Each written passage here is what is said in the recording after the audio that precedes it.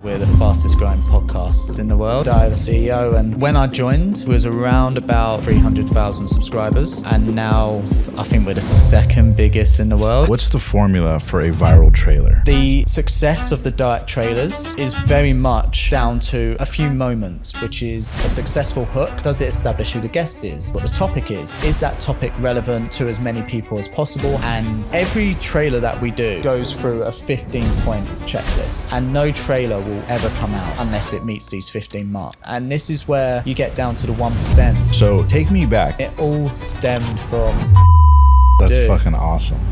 This is Anthony Smith, former director of trailers for Diary of a CEO. One of the biggest and fastest growing podcasts in the world. He worked on Marvel, Star Wars, James Bond, Disney, Netflix, and now the editor is changing the podcast industry through bringing movie-style promotional trailers to podcasts. How did you first get hired by Diary of a CEO? I actually left my last job because of burnout, and God's honest truth, I was going to become a train driver, and I said I'm never going to edit a thing in my life. I'd given up on film. My girlfriend Helena, she sees how much it means to me, and she was like, you can't give up on this. And next thing I knew, I was going to become a trailer editor. What's crazy is like they were doing one episode a week. The week before I joined, I got a phone call. We're actually going to 2 episodes a week. Is that going to be a problem? I mean, you want the job, right? What the fuck are you going to say? Nah, sorry. 400 trailers later, you don't get bored of it, you don't get sick of it. No, because I'm doing the best thing a human can do, which is telling stories. I want to ask you this. What advice would you give to content creators just starting? What's the key to storytelling and grabbing people's attention? What's Stephen Bartlett like behind the scenes? And then the last question is, what's been the biggest secret to Diary of a CEO's success? The truth is, I'm Anthony Smith, and I was a movie-loving nerd who struggled to force his way into the industry, to being the director of trailers for the fastest growing podcast on the planet, which is the Diary of a CEO, and I'm one of the passionate few.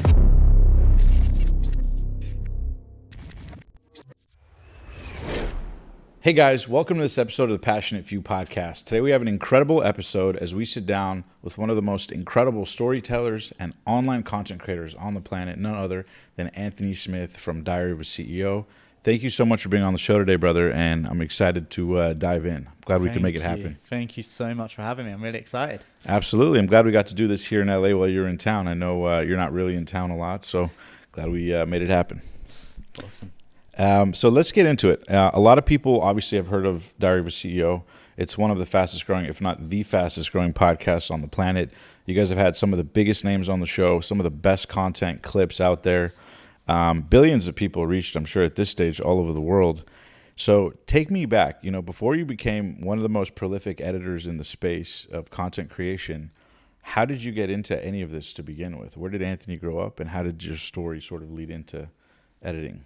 The craziest thing about where I'm at the moment is if I was to speak to 10-year-old me that far away, never in a million years would I have thought this is where I'd become. Mm-hmm. And so all I knew when I was growing up, all I wanted to do was entertain people. Mm-hmm. And I think part of it was being the second son. So you sort of had this innate feeling of wanting to grab the attention away from your older brother. And so I spent most of my time trying to get my parents' attention, trying to get my family's attention in any way I could, whether that was through throwing tantrums, whether it's from being very over performative in every sense of the way.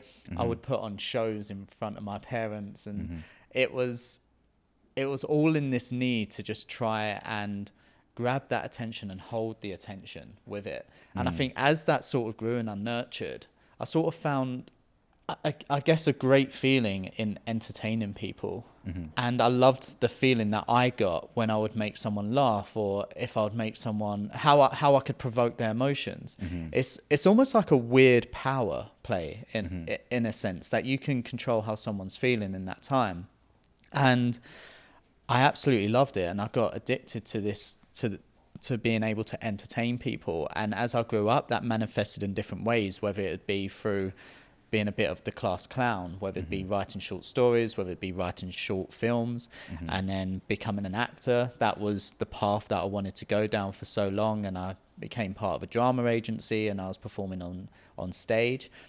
And then that juxtaposition with where I was sort of growing up, you wouldn't want to admit that on a Sunday you was going doing ballet and you was doing tap and you were singing and doing jazz and all of these sort of extracurriculars, that wasn't really seen as the thing to do. And so you sort of end up living a little bit of this double life where your passion is almost hidden because you can't tell anyone about this stuff. Because if you tell someone about this, you're going to get the shit kicked out of you. Yeah, exactly. And so what I then found myself doing was playing a lot of football, doing a lot of sports, hanging around with those people. And I think it sort of kept building up between the conflict between the two. And it was around year 10, year 11 when I was doing GCSE at the time, and I was also doing performances, and there was one show that I was in and I was about to go out on stage, and I just got this overwhelming sense of stage fright, which I'd never really gotten before. How old were you at this time? Probably around about 16, 17, I think. And I was terrified to go out on stage. I'd done it anyway because there's nothing in my life that I've ever given up on. If I'm going to go, I'm going to do it and then leave when I'm happy to leave. So I went out and done this performance, and then as I walked off, I said, I'm never going out on stage again. I never sang again. I never acted again. I never danced again. And I think part of that was because this other side, this other life that I was trying to live, won. You know, the idea of being judged, the idea of getting the piss taken out of you or getting like the shit kicked out of you, that judgment, that won. But where I did get lucky was that urge to tell stories and to entertain people was still in there. And that's when I found film, and I was watching behind the scene featurettes at the time of like Star Wars and Lord of the Rings and Spy Kids and all of this stuff. And I saw how films were being made, and it just blew my mind.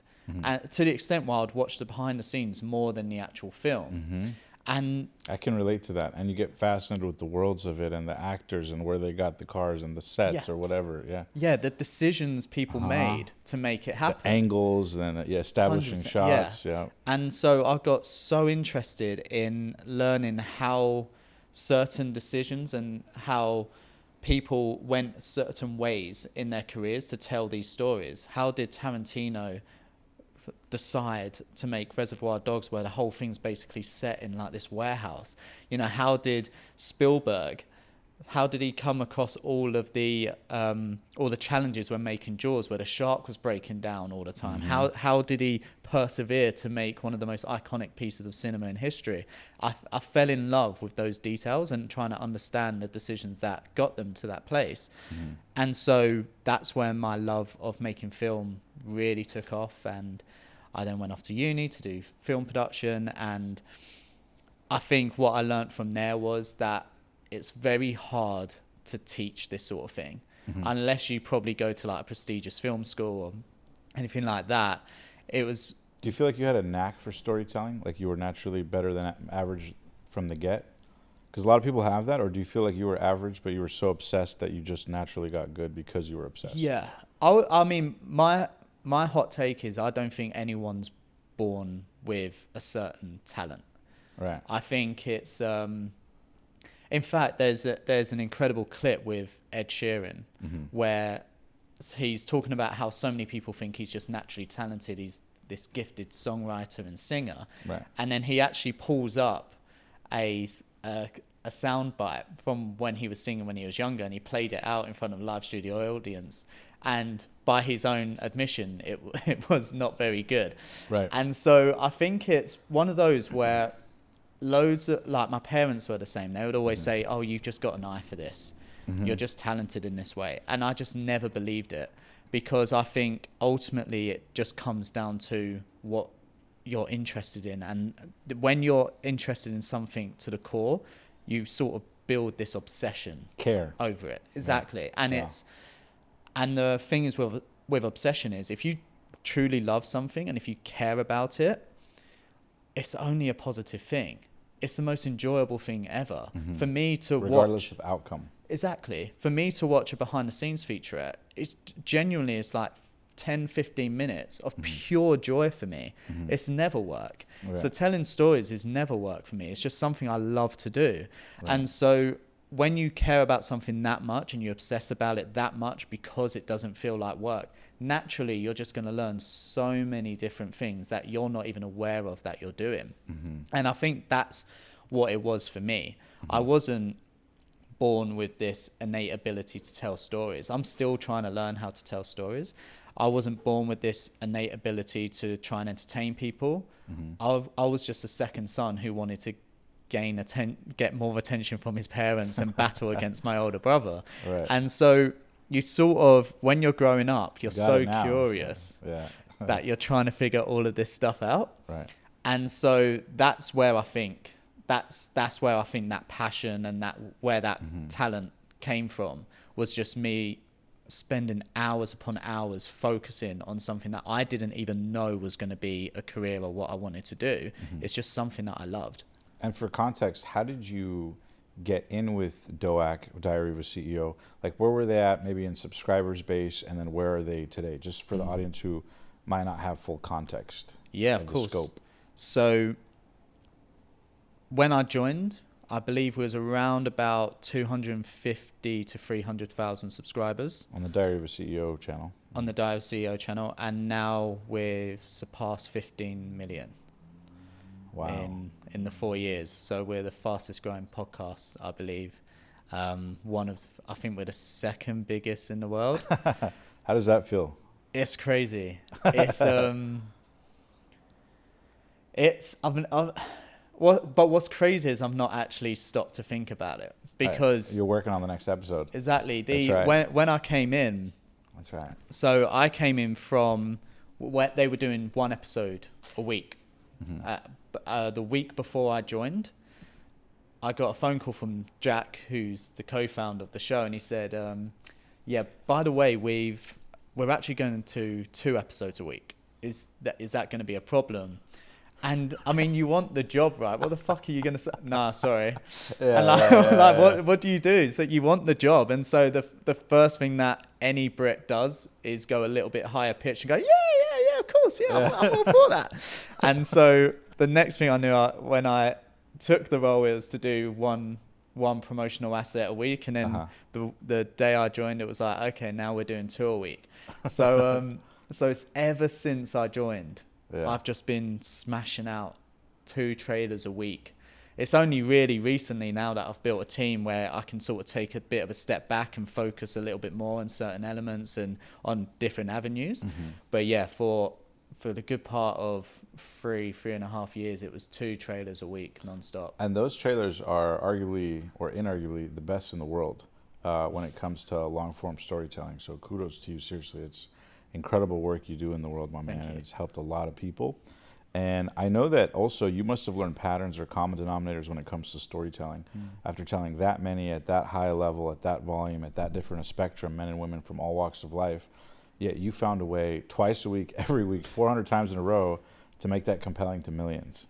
So what, I guess, from that do you decipher about storytelling in the modern age? Like, what's the key to storytelling and grabbing people's attention, billions of people's attention in a modern age that maybe is different than traditional media? That's a great question. I honestly think at its core, not much has changed. There's elements that have changed, which I believe would be attention, retention, how to grab people, which we'll go into. But I think in its core, the fundamental elements of storytelling has never changed, which is why we still live in a world where books are being sold by the utmost millions, why people are still reading Dickens, why people are still watching films that were made in the 50s. The idea of storytelling from its core principles is to take an audience on this emotional journey and offer a form of escapism. And that's what I loved so much about Disney, and why I'm so attached to Disney is the ethos behind it. So when they made Snow White, which I think was in 1936 or around 1930s, Walt wanted to create this was around the time where obviously the world was in turmoil, there was wars going on, etc. And so Walt Disney wanted to create something that just for an hour could make people escape from the harsh reality of their lives and just go into this world with like a princess and a prince and an evil villain and music and song and dance. And he just wanted them to enjoy something for that hour of their time. And to transport them, transcend them from their current reality. Yeah. Exactly, which is, for me, is such a beautiful thing to be able to do as a storyteller. And if you look at those core principles today, it's still the same. You know, you have the hero's journey. You know, there's the anti-hero who's called to action and forced to face turmoil and conflict and a task that is above their current situation, and whether they make it and whether they fall, how they fall, and then do they come back up again. And if you can take the core principles from a Dickens book or from a Disney film from like the 30s and 40s, and you can see the core elements in the latest Avengers film, you know, in every superhero film, in every comic book. And so for me, storytelling has always stayed the same. And I think that's because that is innate in us. Humans love stories. That's when we were growing up, that's how we heard about the news long time ago. Right. That's how we fell in love with characters. That's how we fell in love with villains. That's how we hear music. And so even, you know, it's interesting you say that, because one of the things I think is even religiously, like if you go way back, like even biblically, you know, whether it's, you know, any religion in the world, you name it, right? Whether it's Islam, Judaism, Christianity, Buddhism, Taoism, anything, it's all written in doctrine through story, and there's metaphor through story. So it's the language of the world, and 100%. It never changes. Maybe the delivery is, the thing I always think about, and this is my fascination with story, is like even God, regardless of people's belief, whether they believe or not, nobody disagrees that through story, a lot of the metaphors and lessons are learned, right? So even it's like divine storytelling, you know, it's not just a human thing. But I just wanted to add that anecdote because I so agree with you on it. And it can transport you. It can make you go from feeling totally depressed to someone tell you something that relates to it in their story that has a positive outcome, and now I have a new possibility for my life. Yeah. And it can that's why people, like I said, read books, watch movies, listen to songs. It escapes their current reality, and the ability to do that, incredible. Yeah. The reality of it is storytelling is one of the most powerful tools that any human can use. And when it then comes down to marketing, when you're trying to sell a service or you're trying to sell a product, using stories is one of the key drivers to making people make decisions or to relate to a brand or to feel empathy for a person. And so when I love talking about storytelling, because it is one of the most important, most powerful elements of our lives, that we all know how to tell stories. We all love listening to stories. It's just the perfect way to bring people together. It's the perfect way to sell a company. It's the perfect way to sell you. And so it's just an honor that I get to do that twice a week. Is it so surreal for you? Do you ever trip out that you grew up kind of from more humble beginnings and now you reach like millions of people with all these huge names? Like, does part of you ever trip out that you ended up in the cockpit? You know what I mean? I get what you mean. It's I still don't quite get it, if I'm honest with you. It's imposter syndrome a little bit. Huge imposter syndrome. I think even like when I was growing up, especially in school, in order to be successful, you had to be good at core academic subjects, for example. And so I was never good at that. I was never good at maths. I was never good at science. What I was good at was being a bit of a goofball and entertaining people and acting and singing and dancing and writing stories. But in school, that's a bit useless. You know, that's not going to get you anything. When you grow up with that mindset, being told that the only way to be successful is to pass maths, to pass English, to pass science, and if you don't, you then might struggle to get to college, or you might struggle to get into university, for example. Or if you're lucky like me and get to do film production, it's because you don't necessarily need the best grades to get into it, because it's classed as a Mickey Mouse course, you know? So it's like, throughout my life, it was this weird juxtaposition of my parents being proud of me, but there was too many nuances in the world, which is basically saying you're not really going to amount to anything. I mean, like a Mickey Mouse course. It's so in the UK we call it a DOS lesson. So people in my school would only take media studies as a form of just to get out of school for an hour, to just sit in the class, maybe sleep, maybe watch a film. So that was how media was perceived in education for me. And even at university, you know, so many people, I think when I first started uni, I think there was 55 people on the course. By the time we ended, who then went out to make a career of it, I think there was 4 people in our entire course that went off to do something relating to film. And I think it's because so many people used it as an opportunity to go off and live a university life, but not really have to do much. You didn't really have to, we didn't have many lectures, you know, it was to go off and make a film. You know, in theory, you didn't really learn that much.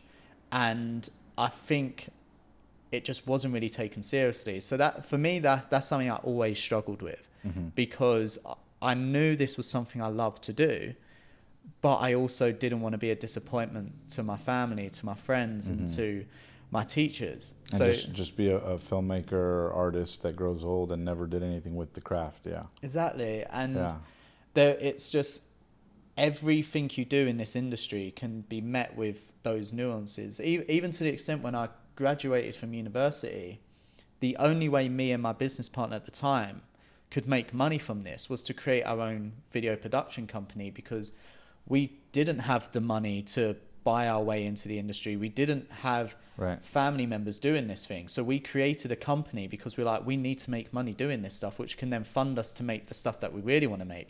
And so we'd make corporate videos and short promo videos for small businesses. And I remember one of my lecturers, when we told him, I was really excited about it, he just said, "I can't believe you're selling your soul to the devil." And we were just shocked. We was like, what do you mean? And he was like, "You're selling yourself out to make money. This is an art. This is an art form."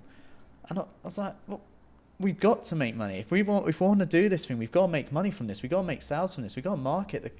And again, that's from your lecturer telling you that you're like betraying the art. Yeah. And so I've always had this thing in the back of my mind of like, you're not going to amount to anything.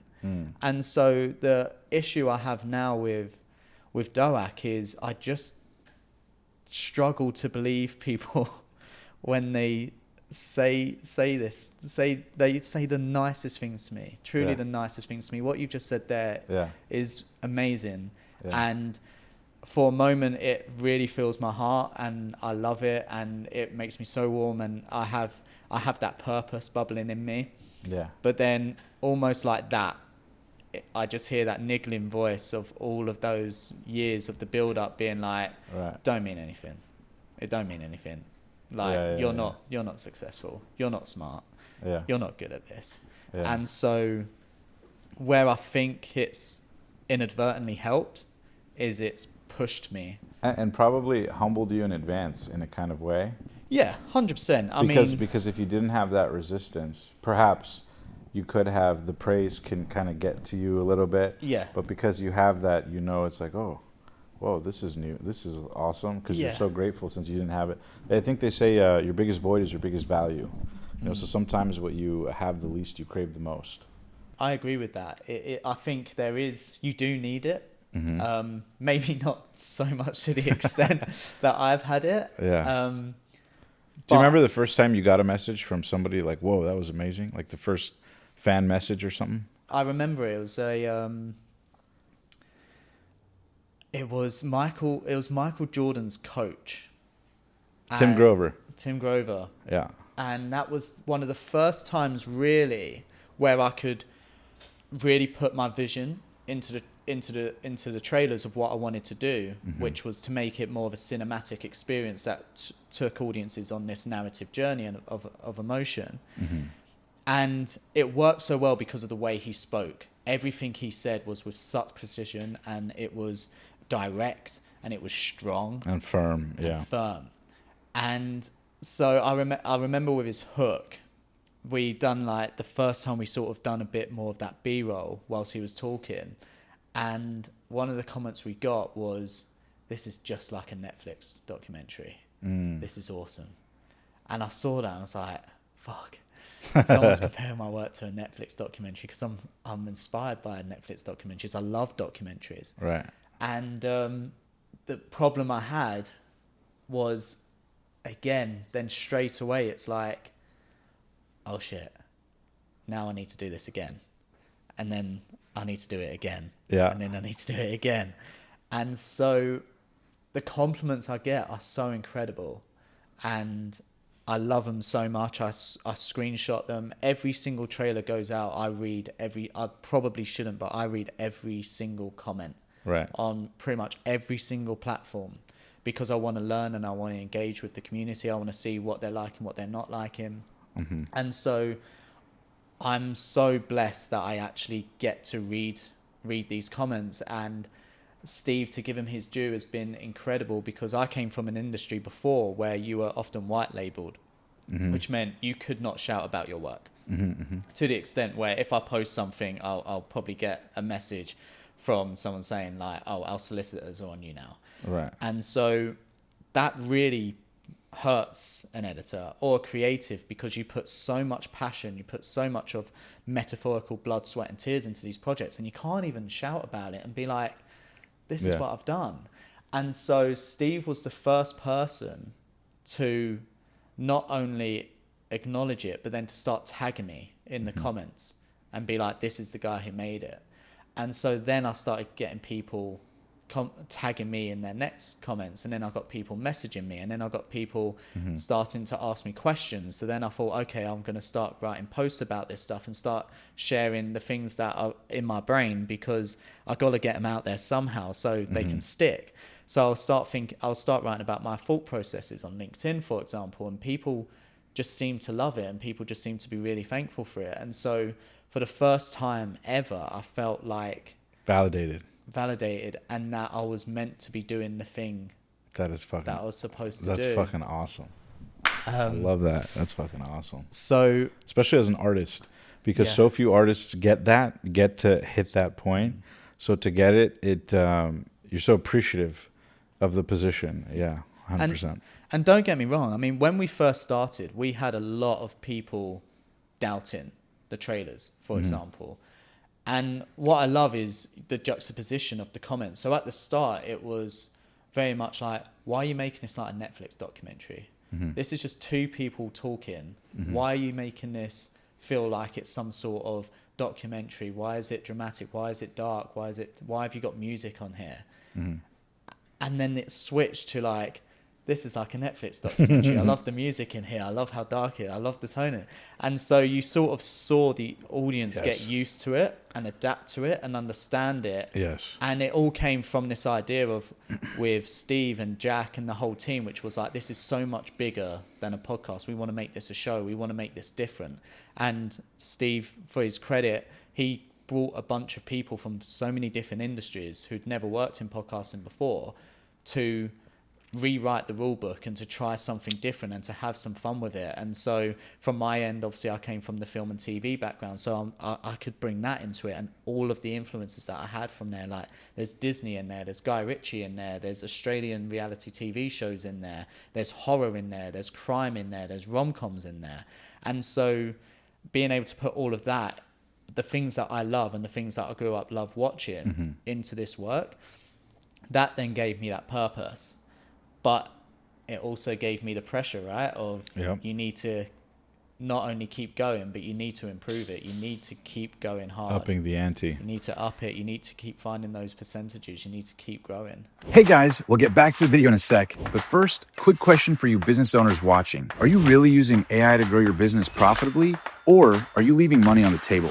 Well, Thanks to today's sponsor, High Level, you can now put AI to work for you and your business 24/7. High Level is the #1 all-in-one marketing and CRM platform that replaces dozens of those scattered apps with one powerful, easy-to-use dashboard. It's like having your own AI assistant running your business around the clock 24/7, writing your emails and texts, following up with leads instantly, booking appointments, building funnels on websites, managing your calendar, and even collecting reviews to grow your reputation and maximize your profits. Thousands of entrepreneurs and agencies are already scaling faster with it, including me and our business. And here's the best part. You can get started today with an exclusive 30-day high-level trial completely free if you click the link in the description below. So don't wait. Start your free trial and let's start growing your business today. Thanks to High Level for sponsoring this video. And now let's get back to the show.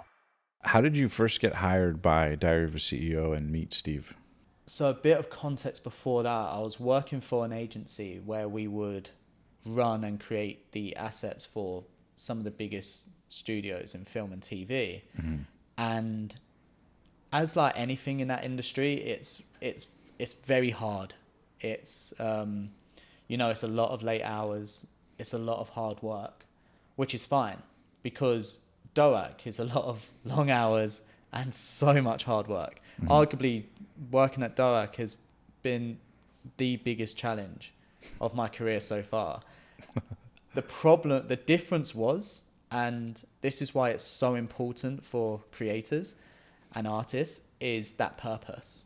With the other company, because I couldn't even shout about it, you very much felt like you was making this, stop, go on to the next one. That's it. You can't enjoy this moment. You can't shout about it. You can't really showcase your talent in that way. Whereas for DOAC, it's longer hours, it's a lot more pressure, there's a lot more failures, but knowing that when I release it and the fact that people are engaging with it and talking about it and then meeting people like you and being able to come out to LA and talk to so many different creators, and some of the people who message me are huge creators on YouTube, for example, massive names. Yeah. They're saying they love my work, and it's fucking insane. I have no right to have some of these people. I have no right for them to be messaging me. Yeah. Who are some of the crazy people maybe you could share? So we're gonna put this in the intro trailer. Can I say it? I'll say a few. So people who have like congratulated me and said they love my work. So you've got the likes of Jefferson Fisher. Wow. You've got Mark Rober. Wow. You've had Mr. Beast's team. Yeah. Jimmy Fallon was a huge fan of the trailer. That's awesome. And then you have so many of these experts additional on Instagram as well. Lewis Howes. Yeah. So it's an amazing thing. Especially for you to see that you came in and it was like you were green to it, like it was brand new, and then you blew it up as big as you did. Like you got to see the whole journey, invent an industry, or like pioneer it. Like certainly nowadays for podcasts, like it raised the stakes to even be a competitor. You know what I mean? It's like good luck. You know what I mean?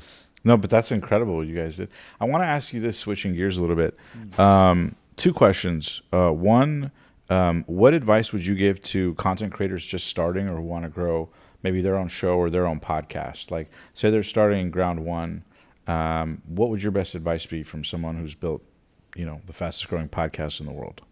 My advice to them would be to be as curious as you can.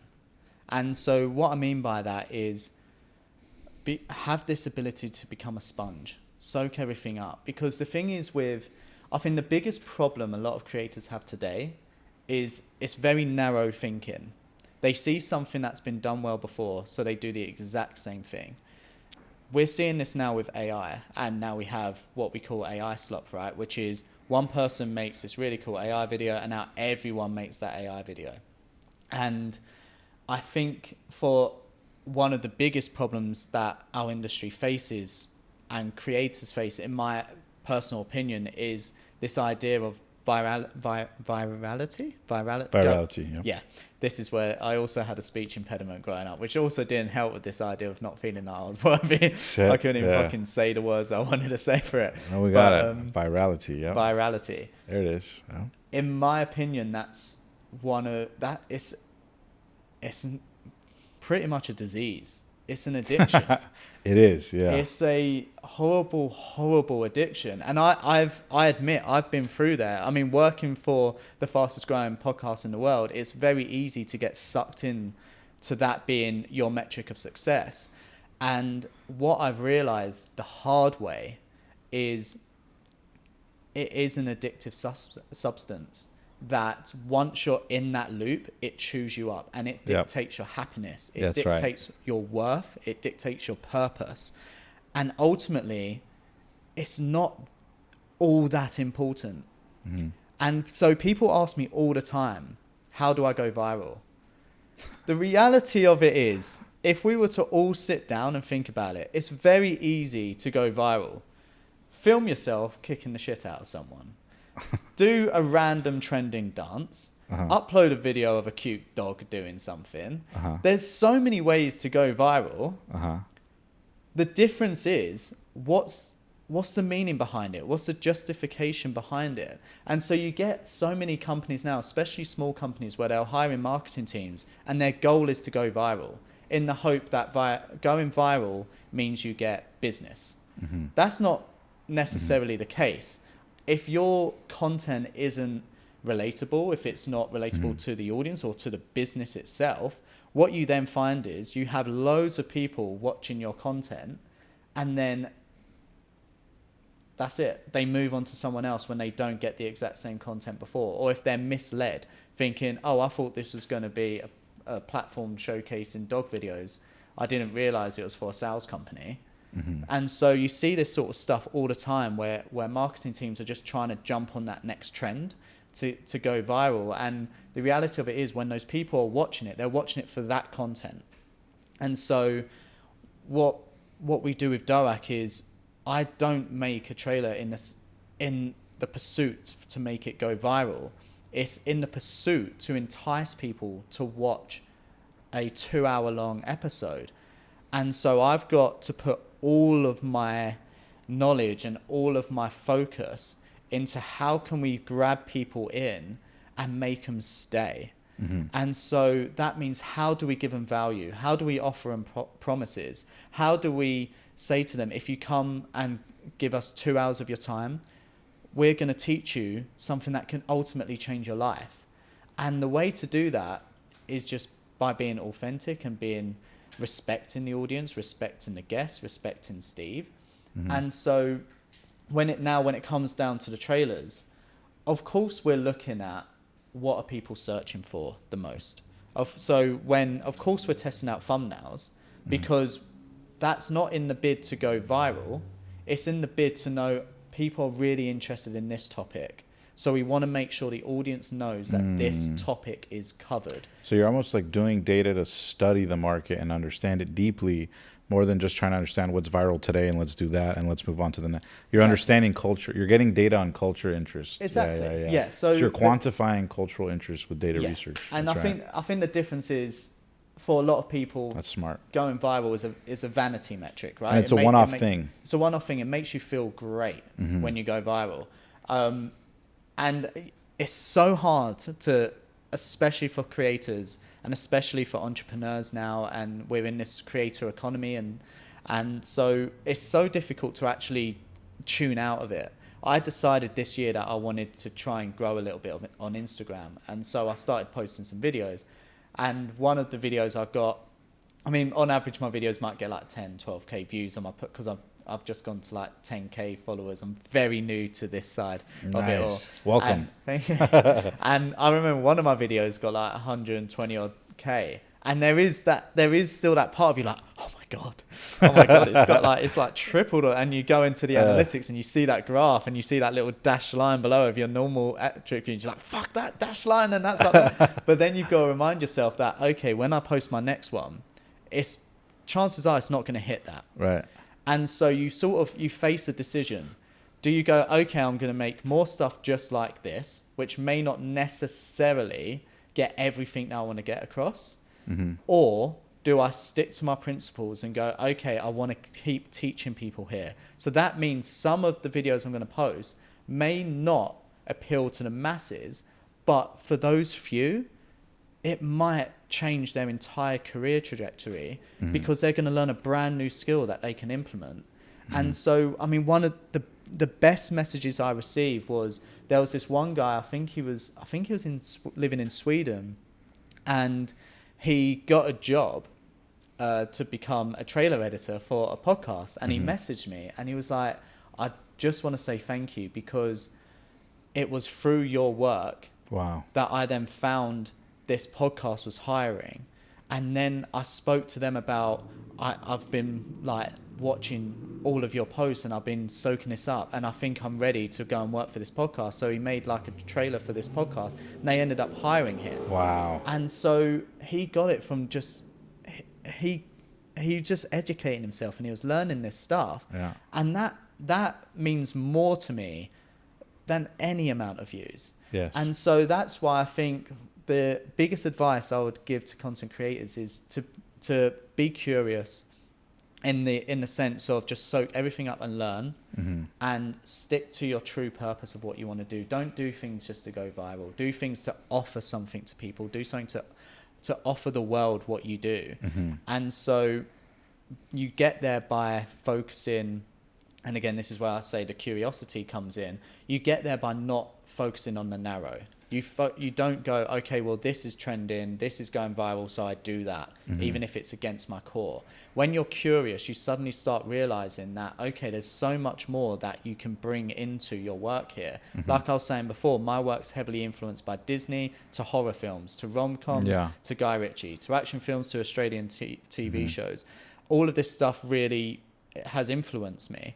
And so I think that I've only gotten there by being curious and being open-minded, and by that you sort of subconsciously bring all of these techniques in, and what you end up doing is you're no longer focusing on that tip of the iceberg, iceberg that everyone sees, which are just views, hook, cliffhanger, engaging music, powerful statement. And what you then start seeing is this bottom part of the iceberg, which are things like mind hacks, psychology tricks, narrative structures, data,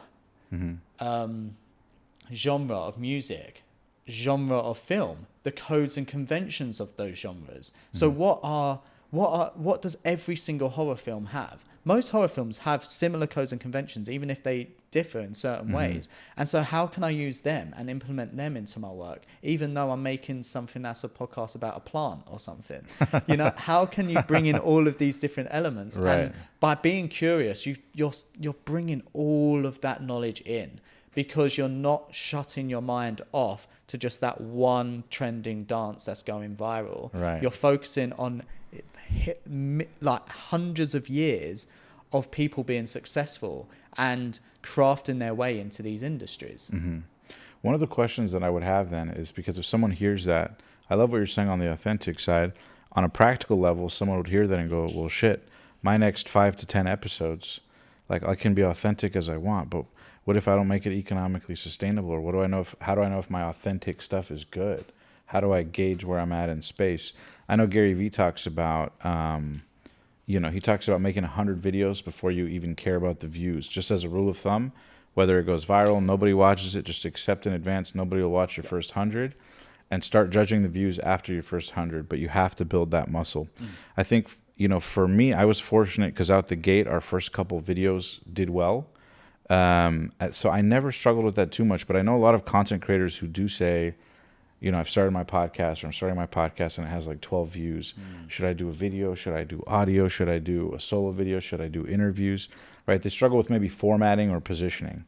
What advice would you have to people who are literally in that early level of figuring out narrative for maybe a minimum amount of videos to put out, or, you know what I mean? Some sort of concrete rule of thumb to at least get to a point where you can actually have a measurable result, versus just throwing videos out and being uncertain of how to grow, you know what I mean? At a very base level.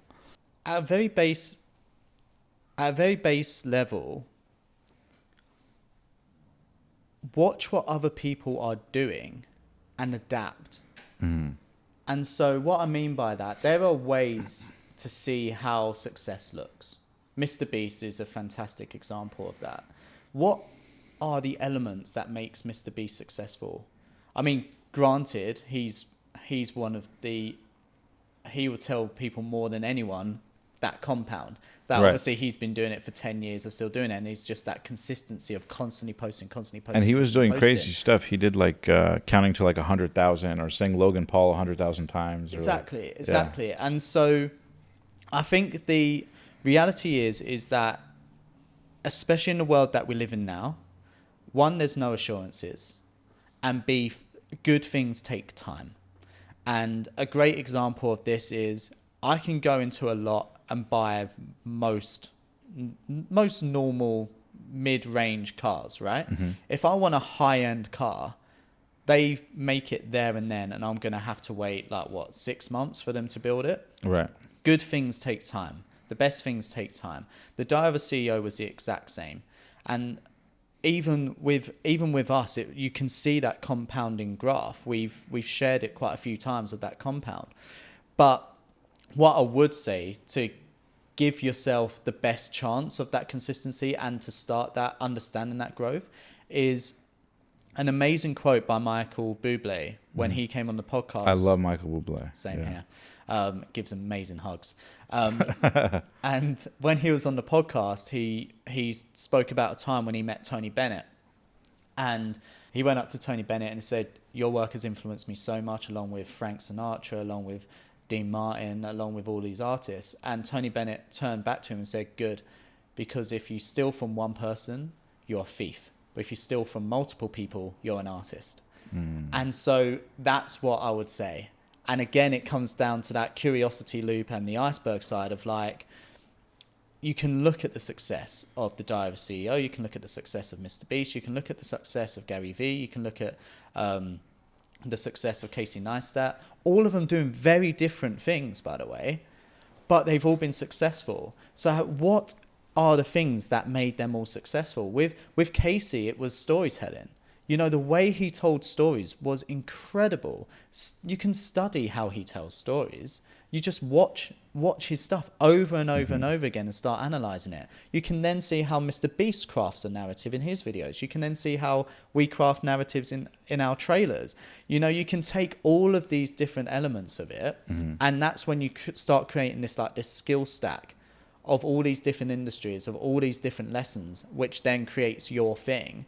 And so, but what you're doing is you're choosing the elements of success from these people. So for Mr. Beast, for example, we know he's very hot on thumbnails. Okay, so what are the elements of Mr. Beast thumbnails that you can take and implement and change? A big part of it is testing. Okay, so maybe we should start testing this stuff.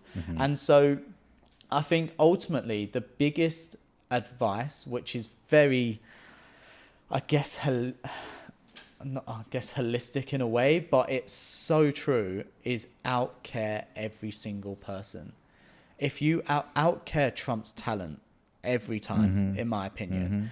And so I love it. I've never heard that expression, outcare.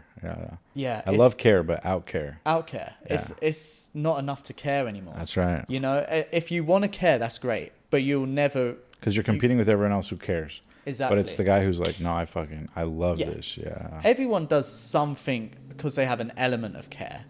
But will that same person wake up at 6 a.m., sit in an office at 6:15 in their house, work for 2 hours, then go to the train station, then for the hour and a half on the train, sit on the train and work there, then walk 5 minutes to the office, sit in the office, give everyone a hug, which takes about 15 minutes in the office, sit down, and then work till 7 p.m., get on the train back, and if he's lucky enough to get a seat, we'll work on the seat and work on that train back again. Yeah. If he's not, then he's a bit pissed off because he has to stand up for an hour and a half. But will that person do that? If the answer is yes, then chances are they will at some point become successful. They will they will find their path, and they will keep adapting, and they'll keep working because they care that much. They'll be like, okay, if this doesn't quite work, maybe I'll try this, maybe I'll test this out.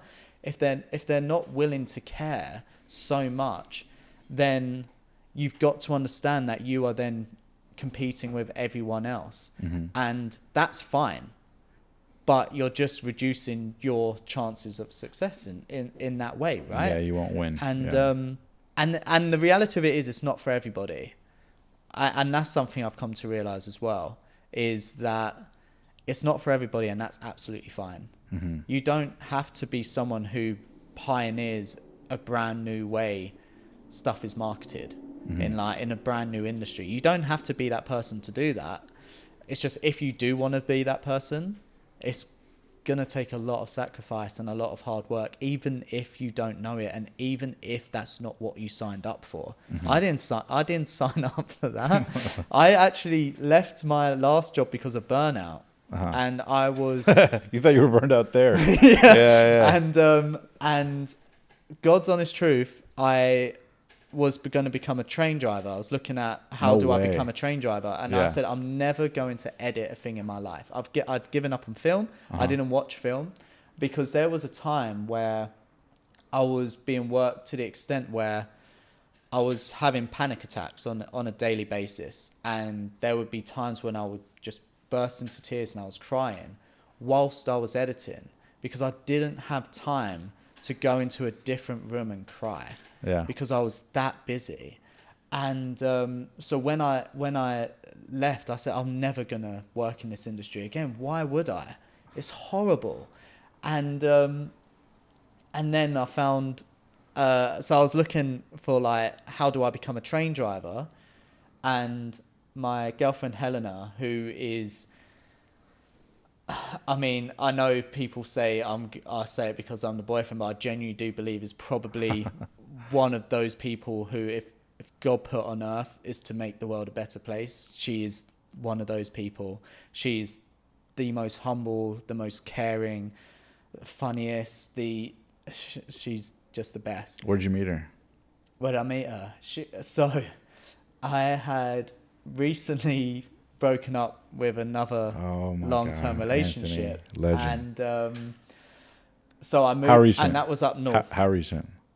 It was probably about maybe like 4 months. Okay. But the relationship before was about 5.5 years. Fair enough. So it was a long time, and it was up north in England. And in the space of 24 hours, I left my business, that relationship, the house I left it all behind, and I moved back down because I'm very much like a plaster, like extremist. Yeah, like if I'm gonna do it, done. That's the best way to do it. I mean, in hindsight, I probably don't recommend that because it brings a lot of mental health problems and a lot of driving down, doing a 5-hour car ride, just literally crying the entire way there. And so I was going out for dinner with one of my oldest friends, Amy, and she texted me and she was like, oh, is it okay if my mate Helena comes along as well? And I think she got like double booked or something. I was like, yeah, of course. And so us three met, and then we went out for dinner, and I had no interest at the time of finding a relationship. Obviously, I was still going through like that side of mental health, that side. And she thought I was gay, so she had no interest in me in that way. And what we found was, after that dinner, we just kept talking, and we just kept talking and talking and talking. And then one night there was we were at our mate's house, and there was like sort of a bit of a party, and we were starting to get a little bit closer, and our knees were touching, and every so often like a little bit of like the pinky finger would go on the knee. Her pinky, not mine. And someone at the party came over to us and was like, oh, are you two together then? And she just jumped up and went, no. And like my heart sunk. And like I was oh my God. And like I didn't realize just how much I liked this person. I just thought I liked being in her company. I thought we were just really good mates. But hearing that, it tore me to shreds. And so I stood up, and then I went off to go somewhere. And then later on, she then came back, and then she got all close, like she was getting all close again. And I was like, what the fuck is going on? And then she was then going out with her mate and her mate's family. And talk about mixed signals. Yeah, tell me about it. And I had this feeling that there was going to be a guy there, and I just got this innate jealousy inside me, and I was like, okay, this is happening too much now. And so I just bit the bullet. I was like, would you want to, in true British fashion, by the way, it is quite similar to what you see in the films where we're mumbling and we're going, I don't know if you would like, I was just wondering, if you want to, you really don't have to, but I was just wondering if you would like to go and potentially go on a first date. Again, you really don't have to, but a first date would be really nice. I really like getting on with you, but again, you really don't have to. In fact, it's fine if you don't want to. I don't want to anymore. In fact, never mind. Yeah, have a good one. Screw you, hate you, never want to talk to you again. But if you do want to go on this first date, just let me know. And then she replied saying, yeah, of course. And then we went on our first date, and then what I didn't realize in that time is, and I guess similar with DOAC, it's only when you look back, is what I didn't realize is in that chance meeting at a restaurant, I found someone who not only do I want to spend the rest of my life with them, but someone who genuinely has saved my life quite a few times. Wow. Someone who is there for me no matter what, one of my favorite ever stories of her, this is a bit of a tangent, but one of my favorite ever stories was during that time when I was in that other job, when I was having these panic attacks and I was crying. It was around the time Spider-Man the third Spider-Man was coming out with Tom Holland. And I really wanted to see it because I love Tom Holland and I love his Spider-Man. And she's not a Disney person. She's not a Marvel person. She don't like any of that. And so, which is funny because I'm the complete opposite. I love Disney and I love Marvel. I love Star Wars. And she's definitely like an East End girl. She speaks her mind. She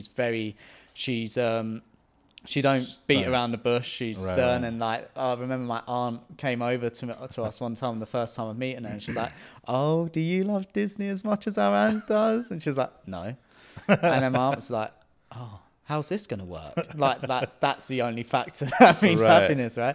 And so... so you guys are a balance of each other, exactly. Each other, and so I knew I wanted to watch, she knew I wanted to watch. My mates asked me to go and watch it, and I couldn't because I was so busy, and I just didn't want to talk to anyone at that time. I even was trying to shy away from her in a different room, and I was locking the door and she came in one evening and was like, okay, we're going to the cinema now to go and watch the new Spider-Man. And I was like, no, you really don't have to do that. You won't even know what's going on. There's no point. And she was like, I watched the first two so I can understand it. Wow. So then we can talk about it after we watched it. That's somebody who cares. That's somebody who cares. And so, like, doing things like that is like that's when you know you found like a really good human, right? That's when you know you found someone who throughout my whole life where I thought I was never going to amount to anything, and I tried so hard, and I continue to try so hard to please certain people and to make this career and to prove people wrong, because I was constantly told that I felt that I didn't feel in anywhere, that I wasn't smart enough to do anything. Helena is like living proof that all I needed to be was me. Wow. Because that made her happy, and she sees me for who I am, and what she sees in me is enough for her to love me. And so that's why I love her so much. Beautiful. That's why I love her so much. Don't worry, we'll edit the tears out. Yeah. You could be really mean and just like have water fountain.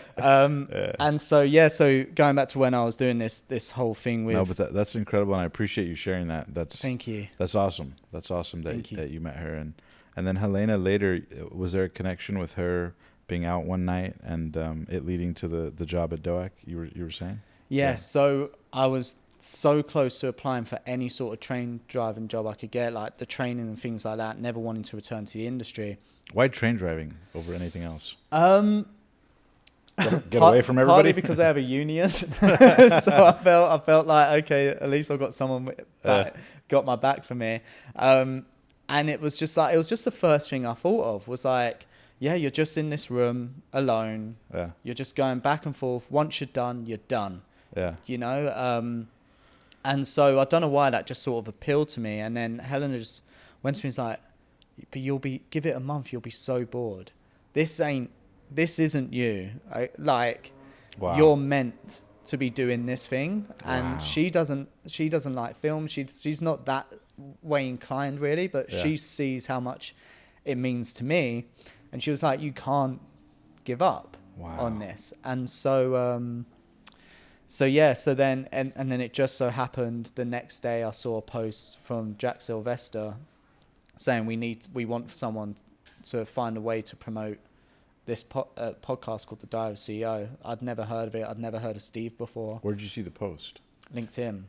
So you were on LinkedIn looking for a job. I was on LinkedIn just searching around, and I saw that, and I applied through Indeed, which is like a job recruitment, and I filled it all out, and I felt good, but then I was like, nah, this ain't good enough, because it's like a form where you just type in answers. It's like this ain't good enough at all. So I then created a website with a portfolio on it. I made a show reel. I wrote a bit about me and my past company, and then I found his email, and I sent him an email, and I was like, look, I've just sent you something from Indeed. Ignore that. Could you please just focus on this bit? And then literally we had a 20-minute scheduled call on New Year's Eve, which lasted 2 hours. And next thing I knew, I was going to become a trailer editor for The Diary of a CEO and find a way to bring everything that I've learned over the past 20 odd years into this one medium. Wow. And that's where we are now. That's incredible. Now, for the people who want to know, from all your success reaching hundreds of millions of people, billions of people with The Diary of a CEO, what's the formula for a viral trailer told by Anthony Smith? Okay, so every trailer that we do goes through a 15-point checklist, and no trailer will ever come out unless it meets these 15 marks. So it's like a SOP of 15 things. Yes, and essentially it's guidelines. Yeah. And the success of the DOAC trailers is very much down to a few moments, which is a successful hook.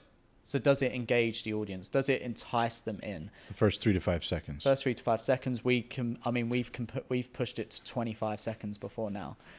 We're now actually implementing our hooks within the main body. So we're trying to keep the audience as engaged and as attentive as possible. So we're sort of trying to take out any elements that could take them away. And so we merge the hook within the main body now. But yeah, so in that hook is like, does it establish who the guest is?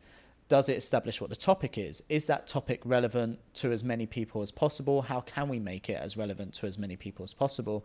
Does it showcase enough of what the episode is going to be about?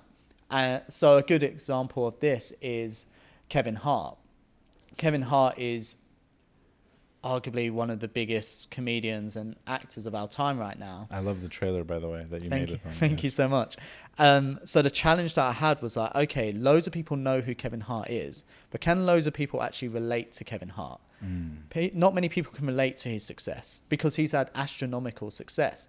And so what we've actually found through testing is people actually switch off in the moments where they're talking about the success and the fame, which you would assume most people want to know most about because we're obsessed with famous people, right?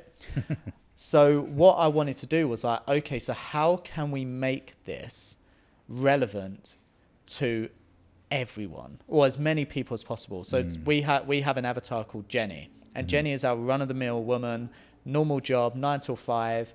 What will Jenny gain from this episode? Jenny don't want to know about Kevin Hart's fame and success, really. That's not going to add much to her life. So what I then done was turned Kevin Hart's hook into a business-focused one with a moment of value.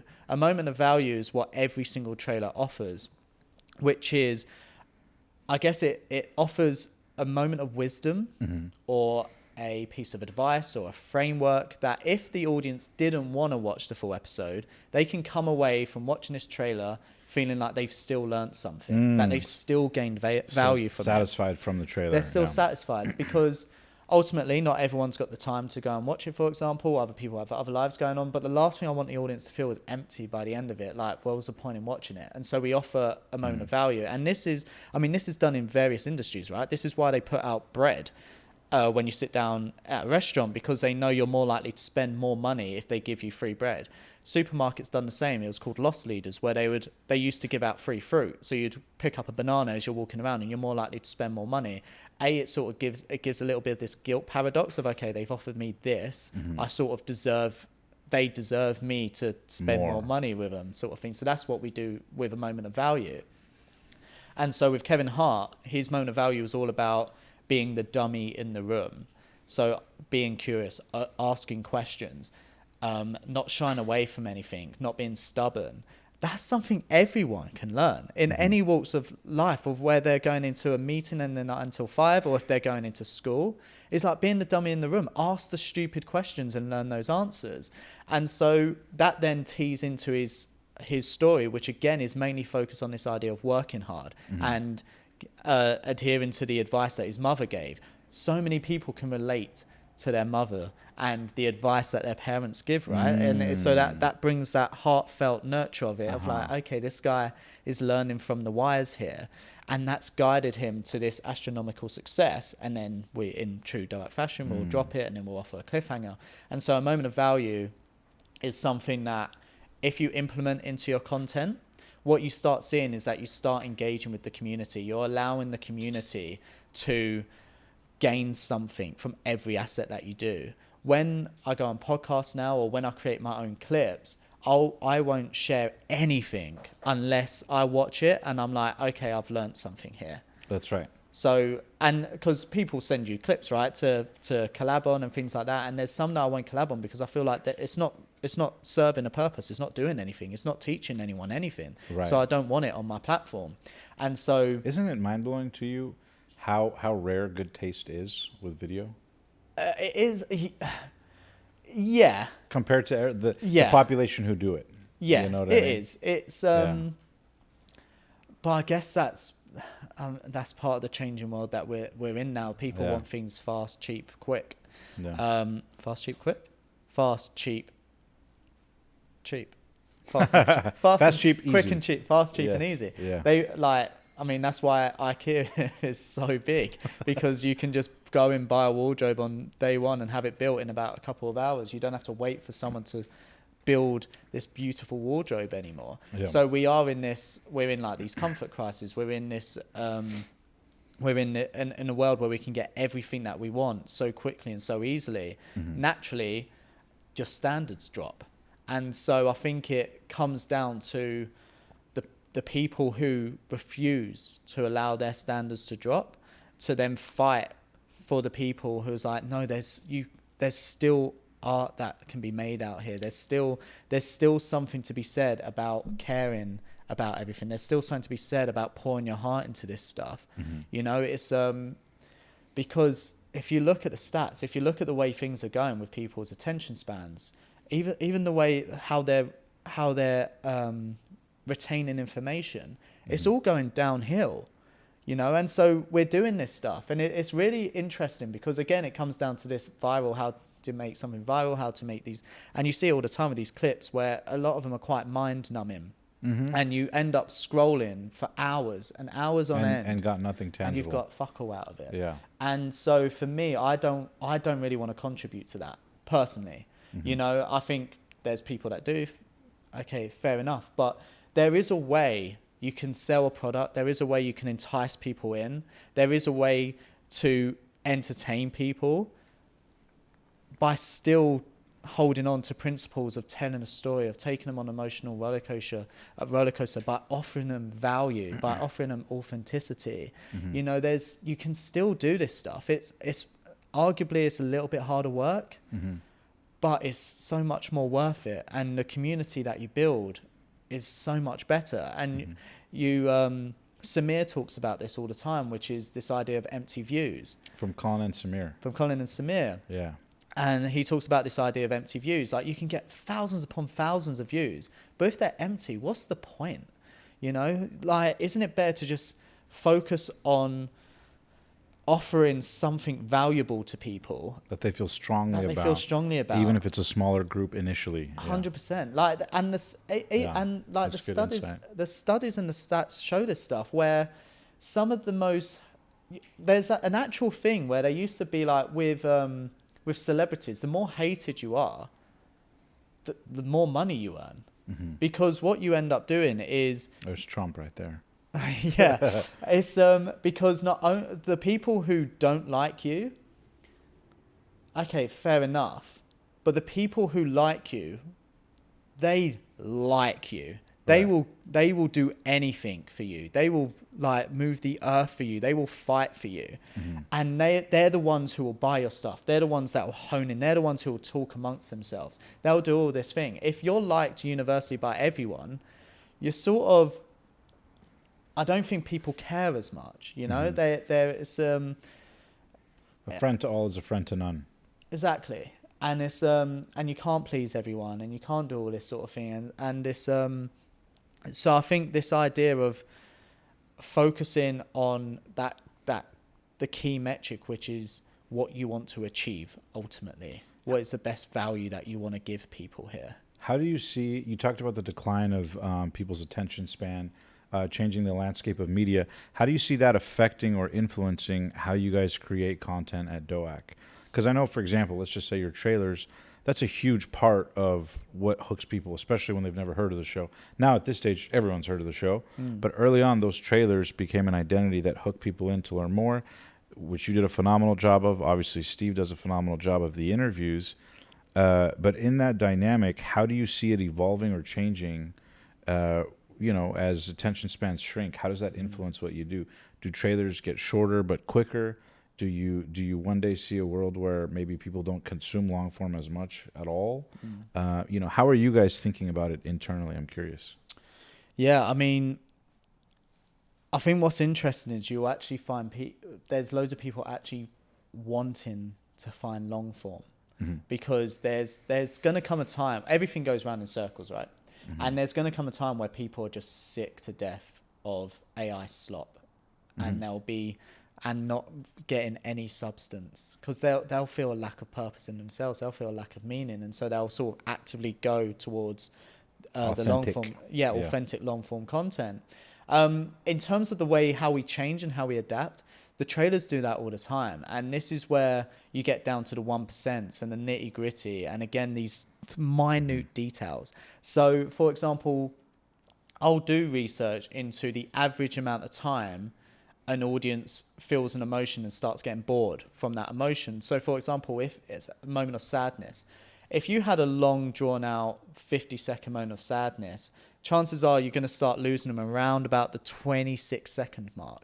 And so what we essentially do is like, okay, well, how can we work to those stats? How can we work to these studies? How can we work to all the data that we collect?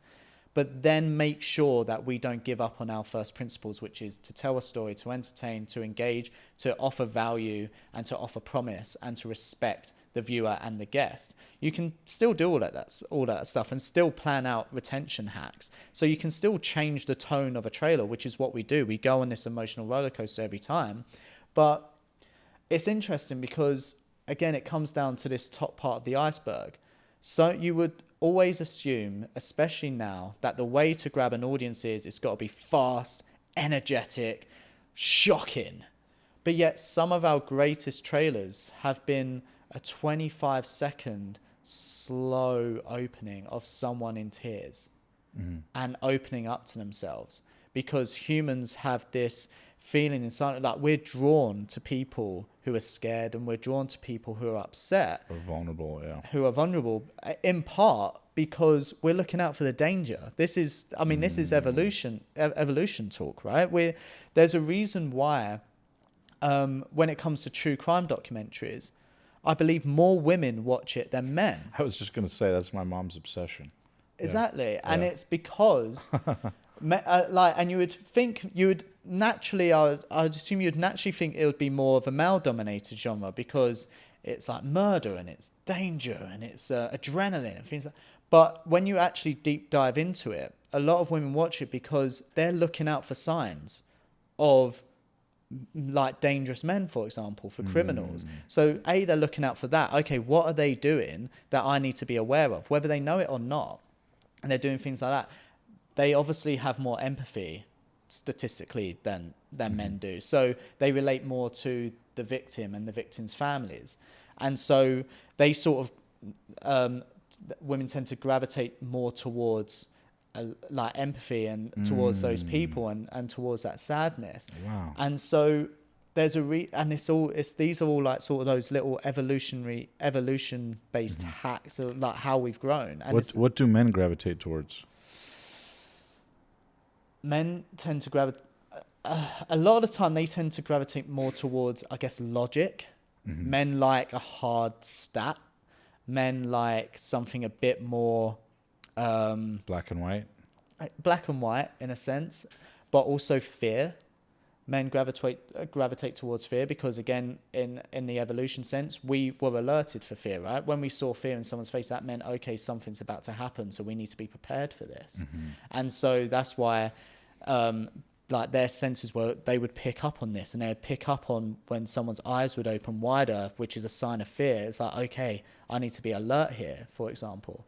And I mean, I'm definitely not like a scientist or anything like that. I know obviously things have evolved and grown from that sense, but when it comes to those elements, there's so much that the human brain takes in that we're not even aware of. Right. And so, and even for me, I love crime documentaries. I love them. I'm obsessed with them. I write them. And naturally, I sort of gravitate towards more what they would call feminine traits. I tend to do that more. So when I'm watching it, I'm probably watching it in a sense of like, which I actually do. I have escape routes for situations and places I'm in. So, for example, I know exactly what to happen. It will never happen in the UK down the street I live on. But I, for some weird reason, know what's going to happen when there's a gang with guns walking, like, because I picture this is probably the problem with making films and being a storyteller. I picture it really clearly. I picture a gang going down the road, shooting up all the houses and breaking into houses and like doing like horrific things and killing people. For some weird reason, my brain has that to the extent where it's like, okay, where is Helena going to go? Where she can text or where she can call the police? Where am I going to go that I can distract enough time to make sure that she's okay and make sure they don't go into that thing? I can set up certain ways of how, like where I'll go straight away to make it look like so we're not even home, for example. So, okay, do I switch the alarm on from the key fob that we have now? Those sort of things. And it's coming from this idea of that fear of being alert. That's probably why I love watching true crime. If we were to go deep down into it, it's because I'm looking at this thinking like, okay, well, I don't want to be murdered. I want to find a way to do this. And again, the reason why I love Disney films so much is because I always feel so much for the characters and I want the characters to do well. And like that's why I literally probably bawl like a little kid every time I watch like a sad moment in Disney because I feel that empathy for those people. For the characters, yeah. Yeah, exactly. And so all I do is just sort of bring those elements into the trailers that we do now. So those core things have stayed the same. So even though we may feel like, okay, we want to grab attention, we want to do this, we want to hack the attention, things like that, there are those tricks that you can do, which goes down to psychology and the evolutionary scale. But some of those things are just innate in us. And other things you can adapt, focusing on the little details. What's Steve like behind the scenes? I'd say Steve behind the scenes pretty similar to Steve in front of the scenes. Steve is arguably one of the most driven people I've ever met. This is a guy who does not want anything less than the best that you can do in that time. So as long as he knows that, for example, with me, if he knows that I'm pouring my heart and soul into these, he's happy, and he obviously he's happy for me to fail, and obviously that's why we experiment and we find those findings. But he wants people to care as much as he does about this podcast, which the team we have now, they all care so much. And part of that is obviously because that's what Steve wants, and that's the culture that sort of came into us, and we'll do whatever How many we can. people are on the team now? So for DOAC, there's probably around about 40 odd people on DOAC, and then Flight Story, which is the whole company, you're probably getting to about 150 odd people now. So when you talk about 40 people, I assume most of them are full-time, if not all. What are the breakdowns of the roles, just high level? Like So in you'll terms have of allocation. You'll have, I think there's about 8 of us on the production crew, but obviously now that we've moved to LA and we're doing LA stuff, we need a crew out there. So that's where so we're doubling up on those. So you've got production crew, you'll have guest research. I can't remember how many, there's a whole bunch of people on guest research and guest booking. So going out, finding the guests, once pitching the guests to Steve, writing the briefs for Steve, and then you'll have commercial team, then you'll have the social team that's focusing on the marketing, then you'll have people on the ground who's making sure the props are all ready, and then you'll have obviously every so often, like you might have like makeup, etc., and especially when we come out here, it's branching out even more now. We now have a gaffer coming in and doing things on lighting, whereas what's crazy is like when I was here and when it first started, it was Jack. You know, Jack would come in, set up the camera, set up the lights, figure it all out, and sort of work, and then he'll go and edit the long form, and then he's slowly been able to build his team. But he's been in like the nitty gritty of everything. And even when I came in, like there was a few of us, we'd sit down and we would discuss the thumbnails. And I remember I made the first. So the cover, the banner that you get on the YouTube header where it's like Steve and the multiple faces, I made the first version of that, and it was shit, but I made it, and it was like, and that went out there for a few weeks, and then it started evolving, and then we started putting more people in, and then we started bringing in designers to work on this stuff, so now it looks beautiful. But like the team that he brought in, where I think when I started, I think maybe there was about 10 of us, I think. And that was for the whole company as well. That weren't like, it's not the 150 now. And so we'd all have to chip in and do those little elements and really embed ourselves into the show. Was it in-house or was it ever remote initially? In-house. Always in-house. I mean, when I joined, it was literally just post-COVID. Right. So then, and we've been in the office every day ever since. And when you said thumbnails, what's the degree? Because I think you guys test almost like 100 thumbnails per video or something like that. Can you share with the audience the method behind the madness on thumbnails at DOAC?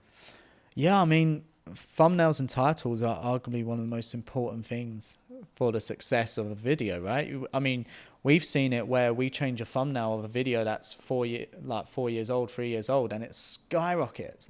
And so I've seen the same exact thing. Yeah, exactly, 100%. And nothing about the 1 hour video change, nothing about the intro change, just the thumbnail, and you get 400,000 more views or whatever it is. Yeah. And so what we do as a company is we test so many of the details, like face placements, facial expressions, obviously the text, where the text goes, whether we add new in there, whether we add like little icons in there, whether we added the logo in there before. We've seen it before when Steve wasn't as well known, that they performed better with the guest face. And now when Steve got bigger, it actually performs better with Steve's face. And so they're the tiny little things that we test. And essentially what we do is we, as a company and as a production, we want to kill as much of the guesswork as possible while still staying true to our principles. And so the thumbnails will go out into testing, we'll test out, and they'll basically decide what is intriguing the audience the most. And then from there, I know how I can sort of base my trailer to give as much value to as many people as possible. So what's the order of production actually, like behind the scenes? Is it thumbnail and title first, and then it's the actual like you'll make the trailer, or like what's the sequence or the SOP, so to speak, that you recommend? I wish I actually had an answer for that. The reality of it is, and I love it, is we're still relatively scrappy. Yeah. As like things Wild change West every week, all the time. Exactly. There'll be time like there's been times when me and Jack had to pull a 48-hour all-nighter to get something out. And so in those moments, you don't have time to do all this testing. So you then have to rely on gut or your own personal research that you do. When we're in a good flow state, we'll get like thumbnails like a week ahead and we know how we're planning for it. The guest research, I'll get my assistant to like take all the data from the guest research and put it on a sheet for me so I can literally see all of the data there and then about that guest, so I know how to tailor this trailer best for their audience. And so when we're in a flow state, it's very much like we'll have a bank recorded, thumbnails are in testing, I'll have the data ready to go, I'll then read the entire transcript, and then we'll start crafting that trailer whilst they're making the episode as well. The reality of it is I've been playing catch up for 4 years, because when I started we were doing two episodes a week. So I've never like it already took me I only had 2.5 days to turn these trailers around. Yes. And so there's no time to get ahead in that sense. And so and then when you do get ahead, something happens, like we run out of guests or like something will happen. And so but I love the scrappiness of it. I love the scrappiness of this way, and that's what, from my experience before in film and TV, it reminds me a lot more of like British film compared to American film sets. In American film sets, it's very militant. Everyone's got their role. You touch a wire, you get fired. Like if it's not your wire, etc., etc.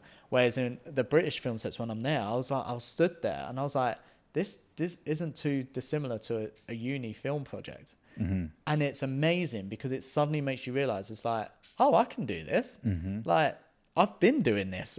They've just got slightly better cameras and a higher budget and like a named cast. I can totally do this. So it actually gives you so much confidence that you can do it on a British film set. Whereas on a Hollywood film set, you're like, I'm way out my league here. Yeah. And I'm scared of everything. But it's the reality of it is the process is, it has its moments of the smoothness, but then it has its moments of scrappiness, and I love it. I think that's when you also can do some of your best work. You know, it reminds me of like the uni days where you might have a dissertation due and like the library is booked out that like the week before the dissertation, and everyone's just pulling all-nighters and you're ordering pizzas into like these library rooms trying to smash out this dissertation that you've had a year to make. And it's like that scrappiness, and I love that scrappiness. Yes. So it's a little bit of the Wild Wild West sometimes. Yes. Yeah. Yeah. What about in terms of how you guys break up the trailer, right? As somebody behind the scenes, you know, managing hundreds of those, how do you guys break it down from, I don't know, is it 4 people, 3 people, or 3 different systems, right? Is it, you know, for example, somebody cuts the sequence, somebody does the audio, somebody does the actual graphics and motion graphics? Is it one person doing it all? I'm sure there's been evolutions through time. Yeah. But what have you guys seen work, and what's your system behind the scenes? Yeah, so, I mean, like I say, it started with just me for about 2.5 years. So I've been at DOAC for 4 years. For 2.5 years, it was just me. And so I literally done everything. From start to finish, I'd read the episode, I'd write a script so I could understand it.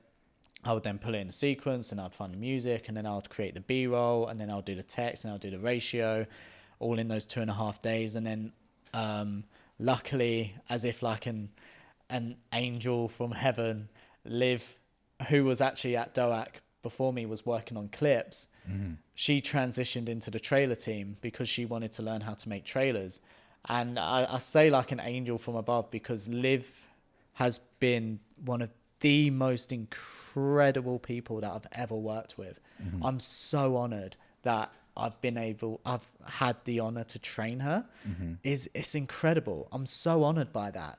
And she is the perfect example of someone you want in your team, because there's so many people who, they want to run before they can walk, for example. They get really frustrated with roles, etc., etc.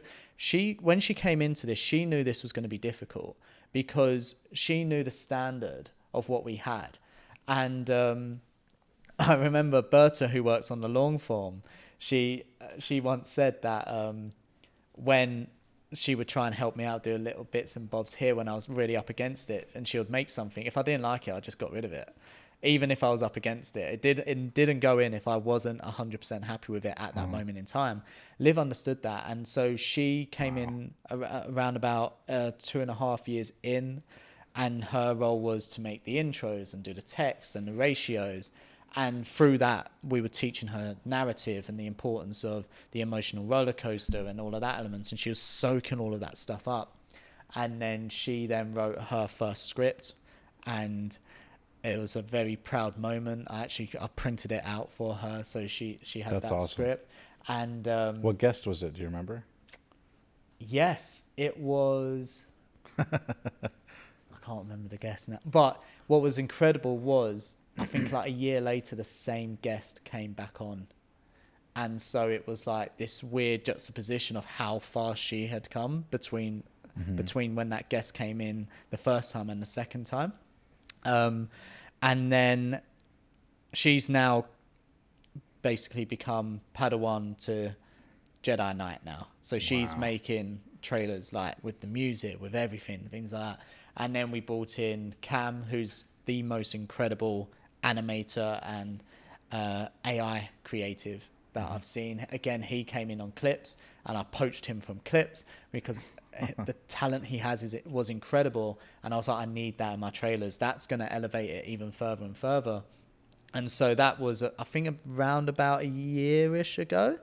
And now we have Little Dom, because we have Big Dom in the office. So we got Little Dom, and he's our assistant. So he now does what Liv started to do, which was the text, the intros and the ratios. And we're pushing him to do the 1% for the episode. So the moments within the world of DOAC that we can just make it that little bit something special. So now it's a team of 4 of us, and essentially me and Liv will take a trailer on each, and we more or less do the core foundation of the story, right? We'll listen to the whole thing, we'll craft the story, we'll do the music, we'll decide where the B-roll goes, we'll have fun, we'll say where the text goes and those impact moments, etc., and then we sort of pass it on to Cam to do the B-roll, and we pass it on to Dom to do the text, and then the ratios when it's done. So we sort of created this lovely little conveyor belt now where we're bringing in people with certain skill sets to really elevate the trailers to the best of potential. Yeah, the team is phenomenal. It just sounds like end to end. I'm curious, what have you learned in terms of bringing A players to the team, in production in particular? Because there's a lot of different industries out there, but in production, it's such a nuanced type of industry. I'm curious, what do you notice about common denominators of A players? Where do you find them? Where do they usually come from? How do you vet them? Are they usually molded over time, or are they usually superstars out the gate, in terms of maybe curiosity or interest? Like, being a part of a world-class team like DOAC, what lessons have you learned about hiring and acquiring talent? Yeah, of course. I mean, what's crazy is like the imposter syndrome in me goes, I'm part of a team. I'm in a team of A players, whether I'm an A player. I think Right. I'm an A player. I mean, I'd say so.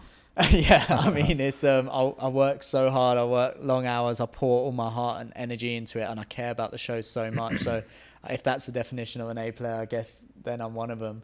But how do you find them?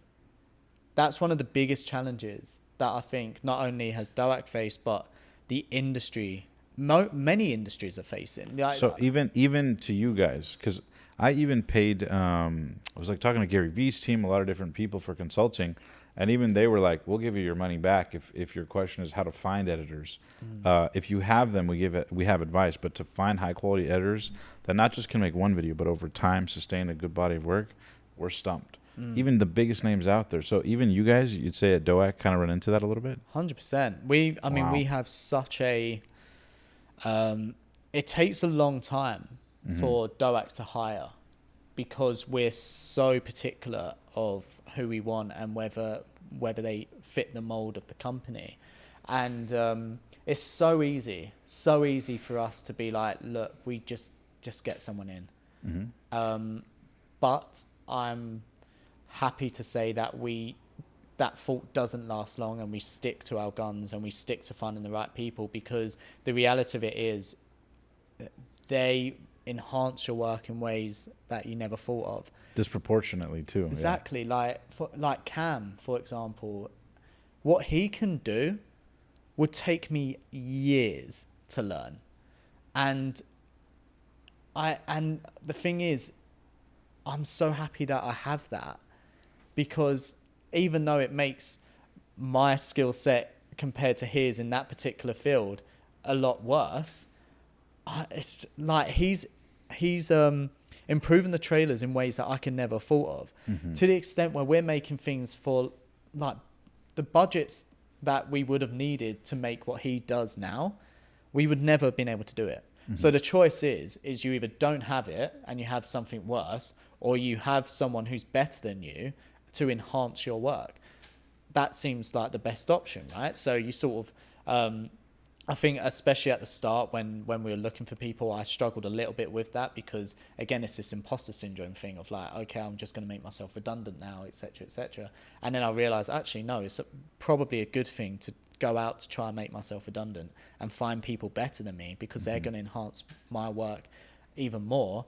And it's also going to force me to keep learning and to stay on my game. And so I think the key qualities or the key characteristics of A players, they care. It's in them.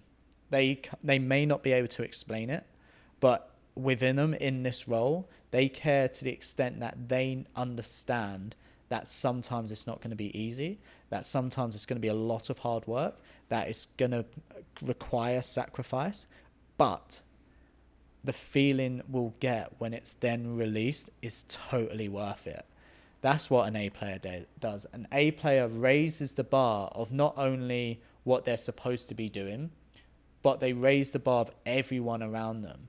Liv is an A player because even though I'm the one who's training her, she's taught me. She's made me question like some of my methods. She's made me question some of my ideas. So she's gotten to that point now where we can have like these healthy debates with each other. People sort of like see us like they sort of compare us to like that brother and sister where we just have spats in the office. Yeah. And so like she raised me up as an editor. She raised me up as a storyteller, in part because she gave me more time to focus on it as well. She took pressure off me by working on another trade, so I could work in more in experimentation and work into the data and work on narrative structures. Dom is an A player. Little Dom is an A player because he's just out of uni. He it's very easy, like especially when you say like an assistant role, it's very easy to sort of almost like sometimes people downgrade that role, but it's so fucking important. Right. And Dom is making strides in that role faster than I did. And it's through sheer eagerness and determination that he wants to do so well in that role. He wants to make the best text for a trailer possible because that's what I wanted to do. Yeah. He wants to better me in text. He comes up to me and be like, okay, next month, I'm going to make, when you give me your trailer for text, I'm going to do it so you don't have to check it. Like, he's like, that's the goal. That's what I'm going to do. Yeah. And then he'll be like... So there's no less revisions. Yeah. And then he was like, I want to get in on the 1%. So I want to learn this stuff. I want to learn this AI thing. He wants to become better than me because he wants to become a trailer editor himself. And so what I love about it is so many people would turn their nose up at text on the trailer. What's the big deal? Why are you nitpicking? Just put captions. Yeah, there. Is this really going to make a big deal to the edit? Why are you nitpicking? Just to prove it. Let's keep it moving. Yeah. So annoying. All these revision meetings. It frustrates me because I care so much about the text. And you can't teach that. You can't teach the care. No. Yeah, that's the thing. Dom's like come in and he's understood just how important the text is. And it takes a little bit of time. Of course it does. And like... One of the checklists that I have is something called justification, and there'll be times when Dom first started and I would go through the text and I would go to him and it's like, why have you done text like that? And he'll turn to me and be like, I thought that was cool. I'd be like, yeah, get rid of it. It's not going in. Yeah. And he'd be like, what? Why? And I was like, because cool's not justified. And cool doesn't enhance this trailer. Yeah. Cool is doing something for the sake of it. That's top level iceberg stuff. I want you to focus on the bottom of the iceberg stuff. So in that context, if we were to zoom in on a practical context, the text adjustment could potentially be justifiable because, for example, let's say it's somebody who had something with money, so you're using a money font, for example. Yep. Or something like that, right? In the context of font, it'll be if you got to play to the genre. So if you're talking, so when we had John Kiriakou on, and he's the former CIA whistleblower, we wanted to make his trailer feel like this government it's government conspiracy-esque thriller documentary. The whistleblower exactly. dropping the case. Exactly. And so what you find is when you play to genres, so often when we make a trailer, we think in the way of genres. We don't think in a way of frameworks. We think of genre. Okay, so we're making this into a rom-com. We're making this into a horror. We're making this into a comedy. We're making this into a psychological thriller. Yeah. And so when you do that, and you can mix, and like most films, you have sub-genres in that category. I'll go to James Sexton as an example of that in a minute. But with John Kiriakou, it's like, okay, we want to make this like almost like, and like going against the government secrets, that conspiracy documentary-esque. What are the codes and conventions of that? They use certain fonts, they'll use certain B-roll, they'll use certain music, they'll use that they'll have their own unique styles within them. So Dom will now, what I love about Dom is he'll start finding posters and images of that genre, and then so he can then replicate the style of the text to match that. And so it might be, for example, when in films you see a lot of when they're typing in the password and it's got that little block, and then it reveals the words with the stars, and it's like that analog style. Yeah, font. Password access granted. Exactly. Access granted. So we'll include that within it. With the CIA, and with the Jeffrey Epstein files, for example, so many people, whether they know it or not subconsciously, have seen so many documents with just redacted lines, just black bars all over these documents. Right, legal documents. Yeah. So we put that into the trailer. So instantly you're seeing something. It's like, oh, I've seen this before, either in a film or I've just seen this on social, where in the like with Jeffrey Epstein news. This is exclusive stuff. Exactly. So you instantly think like, okay, this guy's going to be talking about secrets here. He's going to unredact some of these redactions. And it also it gives the audience permission to feel a certain way as they would towards a genre. Now, we purposely can flip that genre, and this is, again, you do this purposely to throw the audience off, to make them a little bit uneasy, because then they grab towards the attention again. So this is a psychological hack that was done, for example, with An American Werewolf in London, which is a horror film. Now, the first moments of An American Werewolf in London, they're actually playing the song Blue Moon, which is a romance song. And it's beautiful shots of, I believe it's like the Scottish moors, or like beautiful landscape. So the audience are sort of relaxing in here. We got this beautiful song, beautiful shots of this landscape coming in, and then suddenly one of them's attacked and killed, and like there's a werewolf on the loose, and now suddenly it's a horror. So from an audience, you're leading them into this self-sense of relaxation, right? This false narrative, and then you hit them hard. And you're like, fuck. And the juxtaposition hooks them in. So the way we've done that with James Sexton recently, who's the divorce lawyer. And so when on his latest trailer, if you watch it within the hook, it starts off with this Lady in the Tramp style-esque music. It's like very like French and like romantic, and the B-roll is pink and it's bright, and it's like these silhouettes of these people falling in love, and he's talking about it. And then Steve's asked a question, and James Sexton's response is bullshit. And as he says bullshit, we merge the music to turn into something more energetic, harder, faster, angrier. We do a Dutch angle on the shot, so we purposely zoom in, and we rotate the shot slightly to create this Dutch angle. We do a little bit of a focus pull, so it's almost like the camera person wasn't ready for it. It's like, oh shit, we're getting into the details now. We're locking in. We're coming in.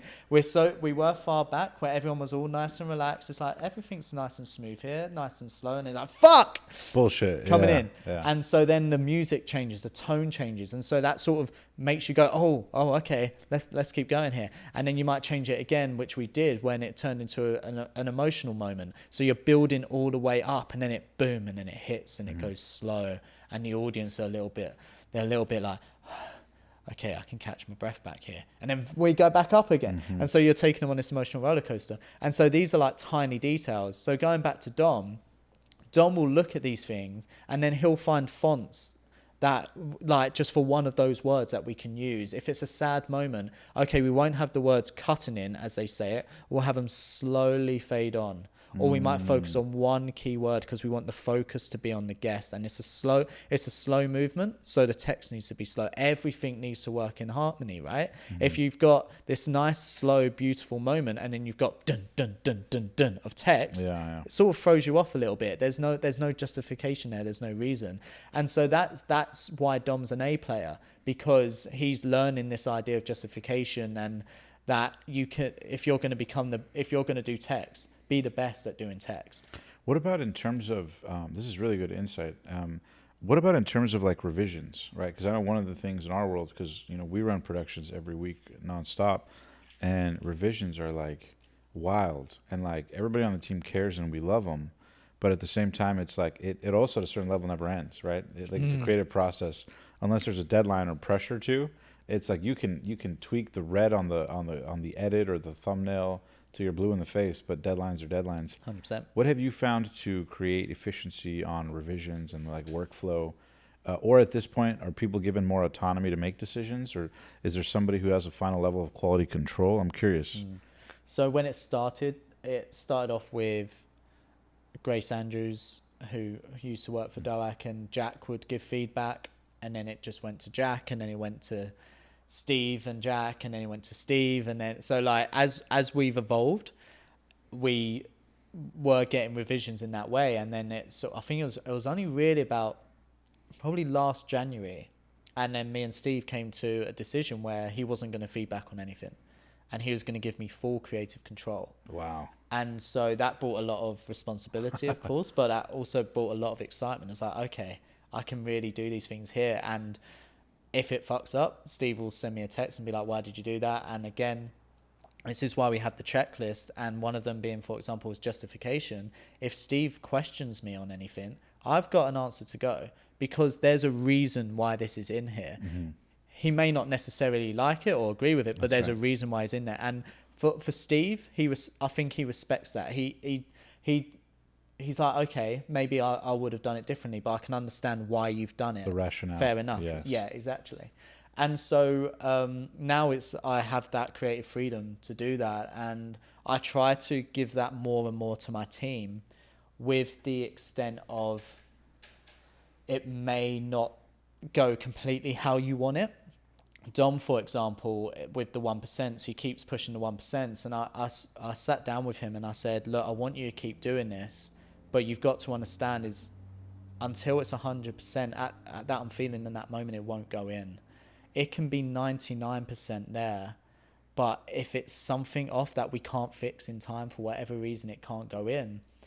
And that's not to say it's not good. Something that's 99% there is amazing. It just can't go in yet. And so what that means is, and Dom, again, being an A player, was like, yeah, I get that. I want it to be 100% too. Yeah, cool, no problem. Yeah. And like, we've got to remember as well, when these people came in, they were coming in when the trailers were at such a high standard. If they came in when I joined, all of our stuff would go in all the time. But now the standard is so high.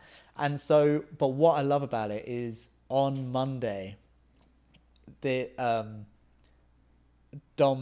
of Dom's 1% is going to make it into the trailer. I saw it today. Yeah. And it's in the trailer.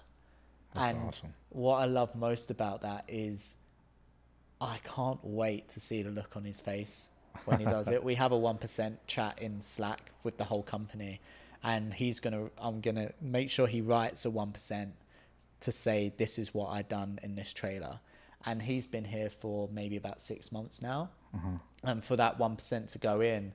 And I think it's so important, because he's learning that you need to go for a high standard, but it's also, you just don't give up, you just keep going. And I think in part what I want to make sure that with my team is that they're protected in that way, that they understand that if it doesn't make it in, or if I change something, it's not because it's not great. It's arguably it's better than 80% of all the other work that's out there, but we just have to get it to that one step closer. And when it does, it's going to feel so amazing. And so I try to give my team as much freedom as possible, in the understanding that it might not necessarily work out the way you want it to go, but by you doing this, you're going to learn so much from it. And and that's what I mean by DOMs, and Liv, when she was writing scripts, so much at the start would change, and she just kept going. And now she gets very little feedback from me. Very little. How do you guys keep finding people who care at that level, though? That's what fascinates me, because I've had the privilege to sit down with a lot of heavy hitters and people who've done amazing things, and I find that above sales, above marketing, above anything, product, logo, design, it's the ability to recruit A players that care, that disproportionately take it to the next level. I mean, I think for me, I can only really answer from a production standpoint, right? Correct. But I mean, maybe it will, when I speak to a lot of founders who, again, they sort of talk to me about from a content perspective, I think the way you find people to care is it comes down to you as the leader to, very similar to the trailers, offer them the promise. You know? Yeah. Sell the vision. It's giving them the moment of value. It's being like with Liv. Liv, when she came in, she was like, I want to be the best female editor in the world. Like, jokingly. Yeah. I now say to her on a regular basis, you probably are one of the best female video editors in the world. In fact, you're actually just one of the best editors in the world because of what you're doing. Mm-hmm. You know, when people sort of compare DOAC trailers to other people, and they sort of put us on like at the top, right? She's making them. So that by the sheer logic of it, that means she's better than so many other people. Mm-hmm. And so I think she understood at the start of like, okay, this isn't going to be easy, but for me personally, I'm going to give you everything I know and everything that I've learned. You're also going to teach me. We're going to do this together. And ultimately, the thing that is going to make us care the most is that purpose. Mm-hmm. The fact that by the end of it, we can be like, we made that. We can share about that. We can shout about that. We can show that to our family and friends. We can be so proud in that moment. Mm-hmm. And the only way you can get there is by caring a lot. Mm-hmm. Like, for example, with Dom, the only way he can share about that work and to write in that 1% and to go and tell his family about this amazing thing that's coming out on Monday that he's produced and what he was doing with the text before, he's done this a few times now, which is amazing, is you have to care. So you almost have to find people who understand that in order to get those results, you need to put in so much of the hard graft at the start and realize it's not going to be easy. This is not going to be handed to you on a plate. If you want it to be handed to you on a plate, great. There's so many places that will do that. But also you might feel a little bit empty after a while. You might not feel that you have much purpose. You might not enjoy it. Or, I mean, you might be fine. The reality of it is so many people do stuff that they don't enjoy, right? Because they have other elements of their life. But if you want to work for a company that are searching for A players, and usually the companies that are searching for A players are the companies that want to become the biggest in the world at what they do, and they want to strive for greatness. If you want to be part of that, you've got to understand that you have to find care, but you also need leaders in your team that are like, I'm going to make sure I'm going to help you care. Mm-hmm. I'm going to give you a reason to care. I'm going to give you a reason to feel like you have this purpose. And so what I want to do with my team is, because I can't really offer much in terms of incentives. I don't own the company. I can't do any of that. Obviously, I can put them forward for things like promotion, etc. Mm-hmm. I can set their KPIs. I can talk. But the only thing really I can offer them is the opportunity to become the best at what they can do, and to enjoy doing it. Mm-hmm. And to do it with them. And bring that and have our own little community in there. And Liv, who's come out to LA with us today for the last 2 weeks, we just love talking about this stuff. Even still. And 400 trailers later, you don't get bored of it, you don't get sick of it. No, because I'm telling stories. Like I'm doing the best thing a human can do, which is to tell stories, remind people that they can feel certain emotions, and for 90 seconds of their day try and take them out of the world that we live in now and into the world of DOAC, into a world of entertainment and education and emotion. And it's an incredible feeling, you know, like I get to do that. Like I get to just tell stories. It's the best. I think that's the best service anyone can do, is to like to help people feel certain ways. You know, I think that's such an amazing thing that I'm privileged that I get to do, and I get to, luckily for me, get to see the messages afterwards of how even the trailers have touched people. And one guy messaged me and he said how he watches my trailers as in his lowest times because he's got cancer. Wow. But he loved film and he loved my trailers, and he looks forward to watching them twice a week. And every so often we'll still message each other. Wow. And thankfully he's on the mend. They've caught it, etc. And but imagine that someone I've never met before loves the work that I do so much that it's helped him in his lowest times, just because I'm entertaining him and telling a story. And I mean, I remember when Steve went to Australia and New Zealand to do a talk, and he was doing a meet and greet, and a guy came up to him with a hat that said 1% better every day. And so he gave Steve the hat, and Steve thought it was a gift for him. And then he was like, no, this is for Anthony. Because he had seen me talk on, I think he was on Behind the Diary, and he saw me talk about how much I care about the 1% and story arcs, etc. And that touched him so much and helped him so much, to the extent that he got a hat to give to someone he's never met across the globe to say thank you. Like, how the fuck can I not feel so warm and feel so happy that people are doing it? And to this day, I'll wear that hat pretty much every single day that is awesome. Of my life.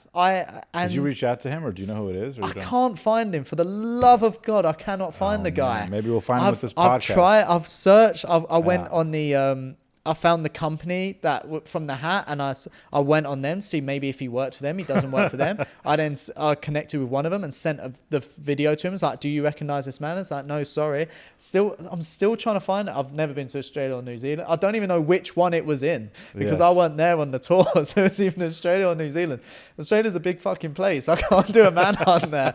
And so the search continues, but it was... maybe we post this and find them. If it's you, message Anthony. A missing person. Yeah. But it's the most incredible feeling, and it all stemmed from telling stories. Doing what you love to do. I love it. One more question I have before we play a little game here at the end is, how do you guys see AI influencing what you guys do at DOAC? How are you guys using AI at Diary of a CEO, whether it be editing, production, pre-post, anything like that? And maybe you could share with the audience going into 2026. 100%. See, this is something I actually get message a lot from editors and creators about AI. And the general theme is fear and worry. And for me, it's quite a sad thing. Why? Because it waters down the art? No, it's because they're scared they won't have a job. It's the reality of it is for a lot of companies, they're seeing AI as a way to get things done faster and cheaper. And so I think a lot of editors and a lot of content creators who have messaged me, the common denominator I feel here is fear and worry. And it's such a horrible feeling, because we know that AI is here to stay, especially now at the moment. It's not going anywhere. The benefits of AI are astronomical in every single industry, and when other industries can see the power of it and how much money they can save from it, every founder is going to want to implement it, right? It just makes good business sense. So my message to those is, it's here. Whether we like it or not, it's here. I don't know whether it's going to get rid of all editors. There's some people say it will, some people say it won't, some people say it also will open up a new, different way of how you would edit. So I don't like acting on absolutes when predicting the future, because no one quite knows what's going to happen. There might be a huge evolution of people being like, we want human-made content, and then it flips the script. So my advice to those people is, we use AI in every single trailer we produce. And the way we use AI is as a best friend. we treat AI with respect. We understand its capabilities, where it's learning, and we essentially use AI to enhance our own skill set to produce content that we could never have dreamed of producing. I talked about Cam earlier. Cam leans very heavily into AI, and I'm leaning more and more into AI now with the B-roll that we do. And ultimately, what it's done for the trailers is taken us from here, where it's just that human made, where it's still below the Hollywood standard because we don't have millions of pounds to throw at this, to up here where it's people can see like that Hollywood cinematic-esque. When we had Andrew Bustamante on, in fact, there's the CIA spy, right? Yeah. If there's 3 examples of where I think AI really helps with our trailers, and there's 3 different styles that it works. So with it becoming your best friend, you can implement it into various elements of your work. So one way is through when we done intro cards.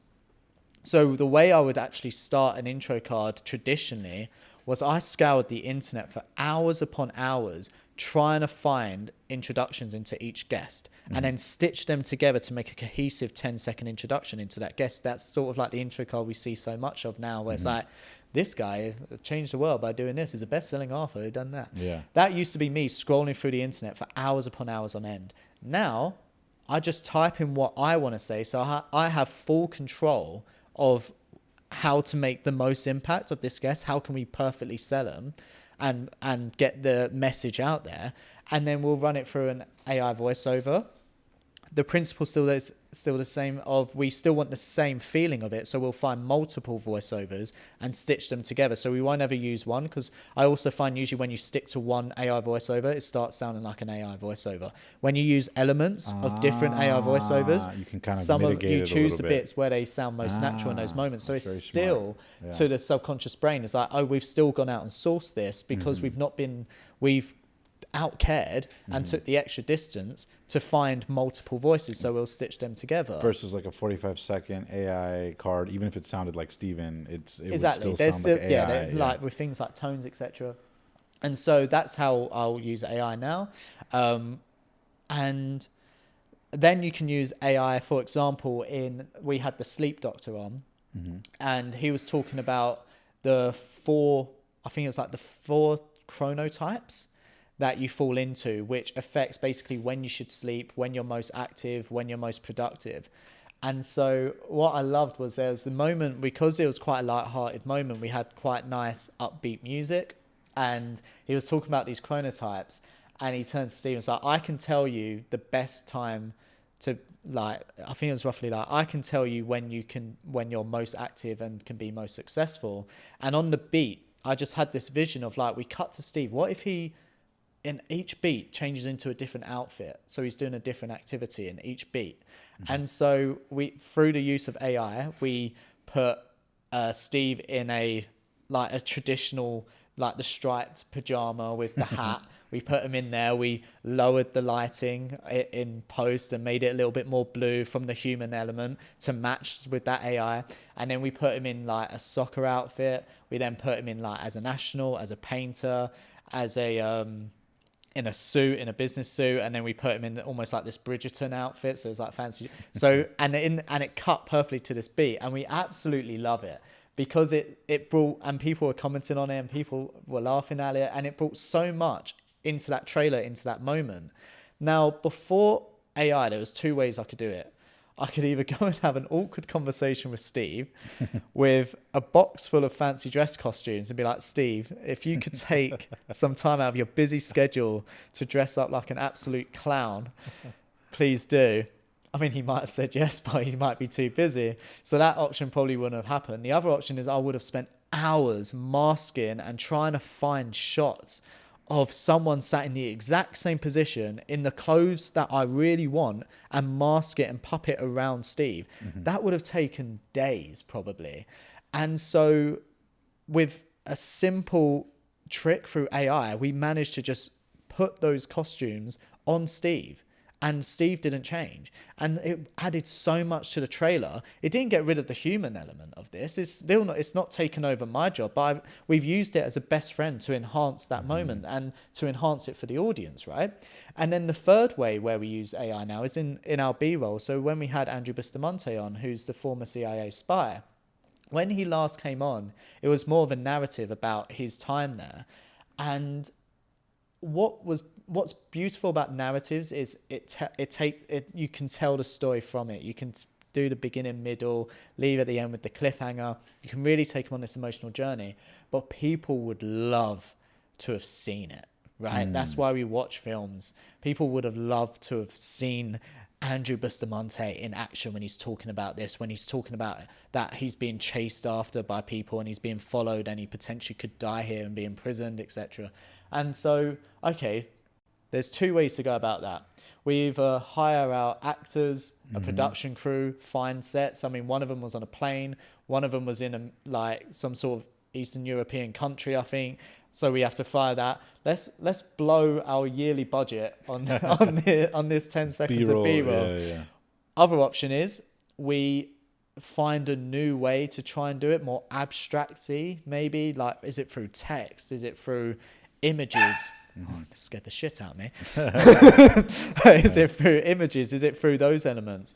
Or do we lean into our best friend AI and get them to create this Hollywood-style footage for us? And we sort of play on it. We sort of add it a little bit more animation so the audience feel comfortable with it. So it don't feel, when sometimes when something's not quite real, so you feel a little bit off with it. So you lose that attachment even to with it. B-roll, I've seen that a lot, where a certain type of B-roll, when you can tell it's stock footage for too long, it takes you out of it. I hate stock footage. So my rule for stock footage was it had to be justified, and then you had to work on the stock footage. Don't just put stock footage in there that then it juxtaposed with all the other stock footage that you have. People know it looks like stock footage, and arguably they've probably seen that same shot before. And so AI just enhanced that to a level we could have never have done. And so yes, I have little fears of AI myself. I love this craft. Am I fearful that it's going to take over my job? A little bit. Do I think like maybe I'll come out of it okay? I think so. Even if it means I have to become a plumber, I'll do it. But or a train driver. But I was more worried of like, what does it mean for art? What does it mean for storytelling? What does it mean for a world where people are not going to be gaining value from assets now, and they're just going to be getting mind-numbing scrolling for 6 hours and not gaining anything and wasting their life and lacking in purpose? That sort of thing was what I was most worried about with AI. But if you use AI intentionally, you can really make it work for you, and you can use it as that best friend, and you can really nurture it. The best example I can give now is the Annie Jacobsen. In fact, the Annie Jacobsen trailer, when I spent hours crash zooming in on Steve's eye when a nuclear bomb goes off, because she basically taken us through a minute by minute of what happens during a nuclear war. That took me hours to do. I'm so proud of it and I love it. But AI would have done that like that, which then also meant I could have then done another piece and really enhance that piece. And I'm still learning. I'm still having to tell the story. I'm still going to have to justify it and bring all those human elements into it. But I'm using it as a tool to enhance and to grow my skill set. And I think for editors that are worried, try and flip that script of, okay, it's here. I can either bury my head in the sand and hope there's some sort of revolution that gets rid of AI, or that someone offers an olive branch, or I find a new meaning and purpose of what I want to do, or lean into it and just take elements of it that make it work, that enhances your skill set even further. Because what you'll find is more people want that sort of thing from you, and you become a master in that sort of thing, and that's incredible. And you just don't lose those core principles of storytelling, of the emotional aspect of it. Like you can keep that bit human. Just use AI to enhance your skill set. Yeah, to supplement it instead of replace it in totality. 100%. What about, last question before I wrap up. What about lessons you've learned working with Stephen Bartlett behind the scenes? I'm sure you've gotten to see a lot behind the scenes. He's done a tremendous amount in business with the show. What are some things personally you've taken away and learned from him? What's Stephen Bartlett like behind the scenes? I think the biggest thing I took from Stephen Bartlett is the idea of the 1% rule. That was one of the first things him and Jack said to me, which was, no matter what you do, just try and enhance your next project by 1%. And inadvertently, I didn't realize I'd been doing that my whole life. I naturally, as someone who's an extreme people pleaser for my sins, as someone who has quite extreme imposter syndrome, as someone who feels like they're not worthy, you naturally care so much, and you always want to do better and better and better, because you're proving to people in a way that actually maybe I'm a little bit worthwhile. So I was inadvertently doing it, but I never thought about it before. I'd never thought of it as a mindset, as a goal. And so when they said it to me, then it became a target of like, okay, I need to do this now. And that's arguably one of the best things he's ever ingrained in me, which is make your work better by 1%. And it can be anything. It could be a font. It can be a sound effect. It could be a moment. It could be a shift of narrative. It could be moving a section here to here so we get to the juicy bit a little bit sooner, and then finding a bridge to then go back into it so the narrative still makes sense. Like Steve-O's an amazing example of that. People wanted to hear about the crazy stuff that Steve-O was doing on Jackass, right? Yeah. But we needed to know how he got to Jackass traditionally by a narrative sense. But will we lose the audience by that point? Okay, so let's bring that forward. But then now it's a bit disjointed, because now we're talking in the now, which is the cost of being Steve-O from Jackass, which is what people want to know. So then what I'd done is I found 2 lines and I stitched them together, which was like, okay, but let's rewind. And so him saying that gave me permission That was a good English accent, by the way. Thank you. That gave me permission. I can't believe I fucking done that. That gave me permission to put that at the start, so it hooks people in still. But we can now go back to the beginning, because he's telling the audience we're going to go back now. Right. And so that's a 1%, is finding those little decisions to do that. And that's enhanced the trailers more than anything. Anything is the 1%. That's how I've learned from doing everything from structure to music to sound to B-roll to text. It's the tiniest details that have really elevated what we do now. So for me, for Steve, that's arguably the most valuable thing that he's ever taught me. I love that. Well said. Well said, Anthony. All right, brother. Well, before we wrap up here, we play a little game at the end, and I'd love to play it with you. It's called First Things First. The rules of the game are basically you just rifle off the first word or phrase that comes to mind after I bring it up, right? So I'll rifle off a word or phrase. You just tell me the first word or phrase that comes to mind. Think of it like a relation game. Make sense? Fuck, yeah. Rule... I'm so nervous now. The only rule is that you can't repeat yourself twice. Okay. Makes sense? Great. So I'll rifle off a word or phrase, and then you tell me the first word or phrase that comes to mind. Okay. Cool? Do I have to do it really quick, or can I think about it? You can think about it, yeah. Thank God for that. You could bring the British humor. I don't know many words. It's all good. First word is Helena. And it's got to be one word. Word or phrase. Thought that comes to mind. Best thing that's ever happened to me. Best advice you've ever been given. No matter what you do, outcare everyone else. What's been the biggest secret to Diary of a CEO's success? The team. What's the biggest mistake you've ever made at DOAC that you feel comfortable sharing? I didn't allow a full moment for the Terry Crews trailer when he got emotional. He collabed with it, and him and his team liked it, but it was a very sensitive story, and we went back and forth with the social team, and eventually we landed on a decision to cut it because we thought the audience wouldn't stay engaged with that moment. And it's sort of, in my gut, I felt like that we should have had it go longer, and we didn't. And I think on reflection, that's my mistake, because I feel like I didn't give Terry Crews the respect he deserved in that moment, which was to let him be emotional and to let the audience see that he's just opened up. Give him that time to be emotional and allow the audience to go on that journey with him. I cut it too short, and so that was a mistake. I love that you care at that level of detail, by the way. That was amazing. That was amazing. It's a true artist, never done. The biggest limiting belief you had to overcome to be where you're at today? That you don't have to be the smartest person in the room to achieve great things. Can you elaborate on that? Yeah. My whole life has pretty much been told I'm not that smart. And because I think in a way, my brain doesn't work in the same way maybe a lot of people's does, just because of the way what I gravitated towards. And so my whole life has always been, you're not that smart because you make films, or you're not that smart because people don't understand the level of detail that I might go in, for example. They don't. And there's actually, I've never told this story before. And it happened last year when I was on holiday with Helena to Mexico. And it's at a time where I'd been at DOAC for 3 years. You know, the podcast is the fastest growing. It's huge. People know the trailers. People are sending lovely messages. And I'm starting to get that stage where I'm like, okay, maybe I am good at this. Maybe everything that I've worked hard for has gone well. And we was on holiday.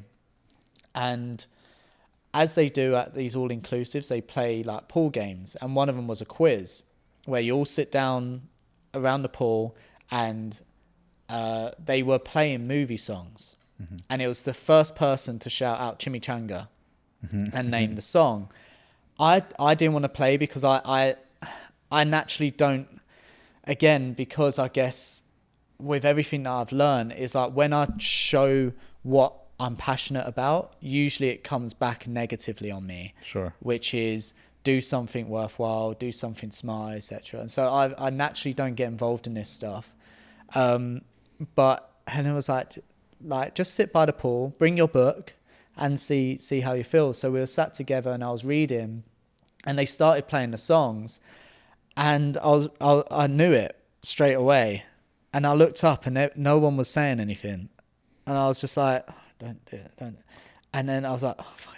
Chimichanga, The Mask of Zorro.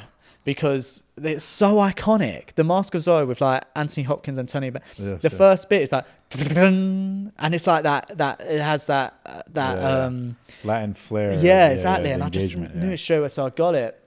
And he was like, yeah, well done. And he gave me a poker chip. And then they played a second one, which was which was the Terminator. Yeah. Again, no one was saying it. So I put Chimichanga, Terminator, and it's like, well done. And he gave me another chip. And then this happened 7 times in a row after that, where I got it within the first second. I was getting more and more excited, and it no longer became waiting for no one to get it. And then it became like the second I heard it, I was like, Chimichanga, Harry Potter, Chimichanga, Jurassic Park, Chimichanga, Superman. And I was beaming up. I was getting really excited. I was getting all these poker chips, and I felt like a kid again. And like everything I'd watched with like my mum growing up, like was coming into my mind because this is where my love of film came from, was from my mum. And I was so excited. Helena could see the excitement on my face. And then I got another one right. And the guy came over to me and he said, "Oh, we don't want you to play anymore because no way. You're not letting the other people answer." Uh-huh. And like I then looked around at the pool and people were really angry with me and pissed off with me, and you could hear people being like, he's cheating, or and then someone, I think it was the guy who was doing the quiz, he said, oh, clearly this guy don't have any life, like what do you do, just watch films all day? Yeah, something like that. And it's and wow. For the first, instantly like that, I fell back into that shell of like, what's the point of me being passionate about this shit? Because the moment I can share it, I get asked to stop, and it's like, we don't want to play with you anymore. They're not your people. They're not my people, and that's right. So I was just sat at the side of this pool, sort of shaking a bit. Helena was pissed right off, and she was like, do you want to go back to the bed? So I was like, no, I'll just keep reading my book. And like, I was shaking. I think I was having a bit of a panic attack from it. And it was like instantly that nostalgia of like all the happy memories with my mum watching films, they just turned negative of like, fuck's sake, why didn't I just play more sport or try and get into maths or science or whatever the shit that is? Like, why didn't I learn Pythagoras theory or that fuck that obviously people use today? So I was just there and I was silent, and then in the end I came second because I didn't answer any more questions for the rest of the thing. And then the guy came over, the guy who was hosting the quiz, was like, oh, if you kept playing, you would have won that. And like, and then Helena being the woman she is, she was like, yeah, you would have if you didn't fucking tell him to stop. And then, so in the end, I won like a cheap bottle of champagne, I think, from an all-inclusive resort. But it's sort of a metaphor. It was a harsh reality of like people don't always understand you, and it reminded me of like I am a little bit different in that regard, and my passions don't align with the general public, and that really affected me. But when I then spoke with Helena about it more, because she's amazing, and then when I sort of took a step back, I was like, no, fuck that, man. Like, I was crashing, I was like smashing that. Yeah. Like, they were playing for about a second. And then it reminded me of when I first joined DOAC, and we used to do initiations, and they were just, it starts off with people asking questions. And I remember going into DOAC thinking, I don't want to be known as the Disney guy, because I was known as the Disney guy at my last company. And I was like, that's nerdy. I don't want to be known as that. But Big Dom asked the question of like, what's the last song that you was listening to on your iPad and you got to show us? And I was like, oh fuck. What was it? It was the Magic Kingdom fireworks show. Because it was the perfect amount of time from the train station to the office. It's 20 minutes. It's not even a song from a fucking film. It's the song that they play at Magic Kingdom when they're doing the fireworks. That's how fucking nerdy it was.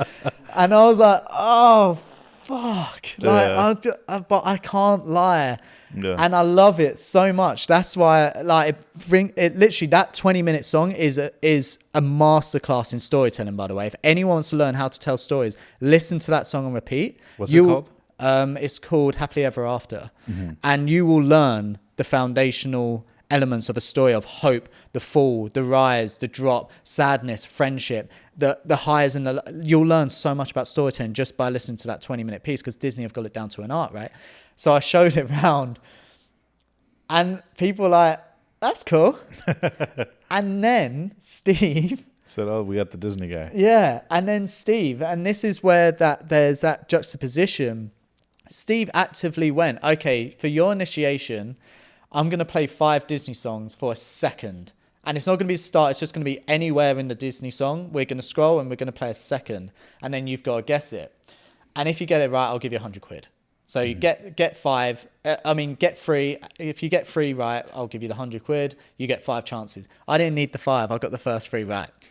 And they were clapping. I was like, oh my God, this guy knows his stuff. And so I reminded myself of that moment. Yeah. Of like, those are your people. These are my people. The team that I've worked, the Jack, Jem, Liv, Berta, Grace Andrews, Grace Miller, Holly, Dom, Danny, so many people at the time. Those were my people. They saw someone, instead of seeing someone's like, oh, that guy's a bit of a nerd, like we don't want to play with him, we don't want to, like, it's not fair. They were like, do this more. They spoke about it more. They talk about it with me more.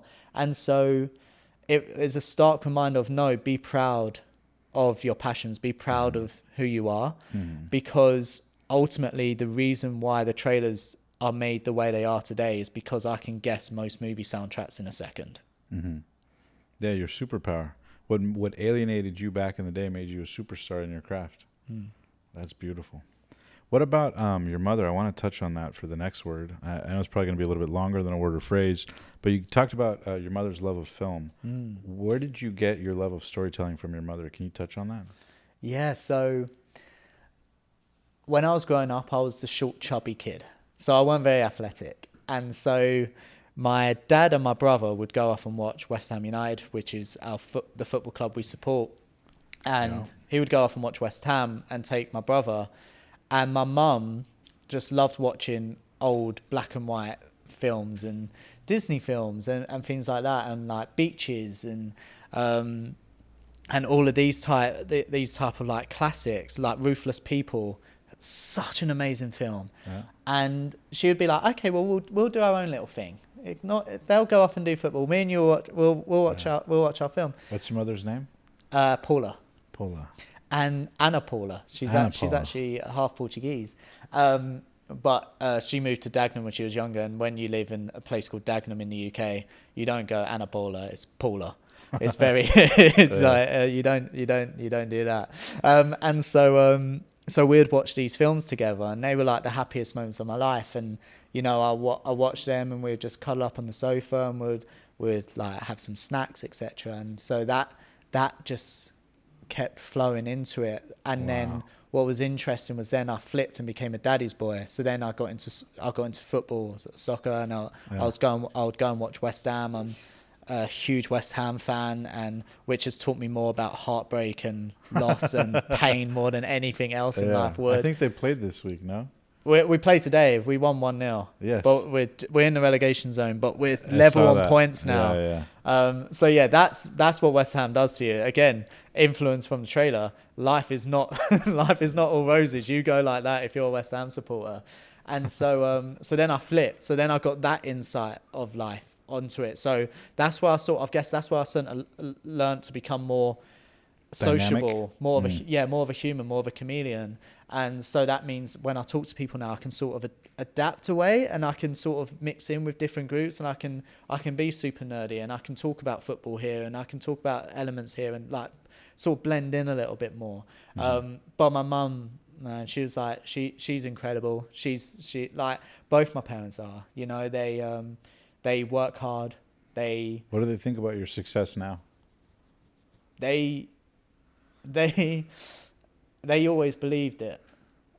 Fucking annoyingly, they always believed it. To the extent where when I left my other job, when I broke up with my ex-girlfriend, when these things happen to me, I tend to go to like my mum and dad and be like, I'll never get another job. I won't get anything like that. No one's going to pay me to do this. No one's going to do that. And my dad and my mum are like, well, you said that last time and it worked out pretty well, so maybe you should just keep doing it. And now every time anything to do with success comes up, they'll be like, oh, but remember that time when you said you wouldn't amount to nothing? Where are you now? They're doing things like that. So I mean, they love it. I'm supposed to bring that up. Yeah. They lift me up when they can, whenever they get the opportunity to. They supported me when I wanted to be an actor. They supported me when I wanted to be a singer, dancer. They then supported me when I wanted to go into film, and now they support me now. And they're people where I think they had my older brother he was really smart, right? And he was really athletic. You know, he had a six-pack when he was a teenager. I definitely did not. And so logic dictates that's the son to be proud of. He ticks all the boxes to be proud, and they were so proud of him. But thankfully, they were also proud of me. And even though I felt a little bit like I was disappointing them because I wasn't as smart as my brother, or I wasn't as athletic as my brother, or, you know, like on the page, I wasn't as a complete human with future prospects as him, right? Because when you love film, unless you go into film, it's just a hobby, and it's like it means nothing. So what are you going to do? What's your prospects?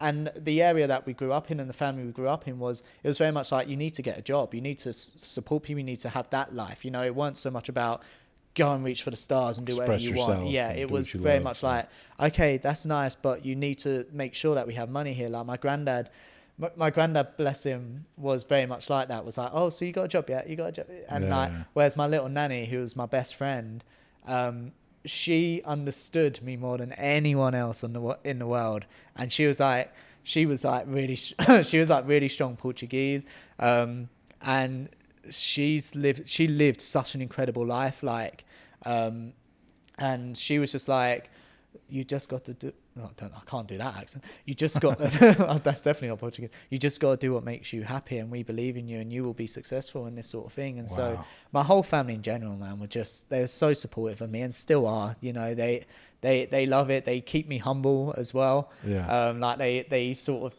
like, especially the guys in the family, they take the piss if I post videos or if I'm doing things like that. It's like, oh, he thinks he's an influencer now. But no, they keep me humble, and they support me. That's a beautiful thing.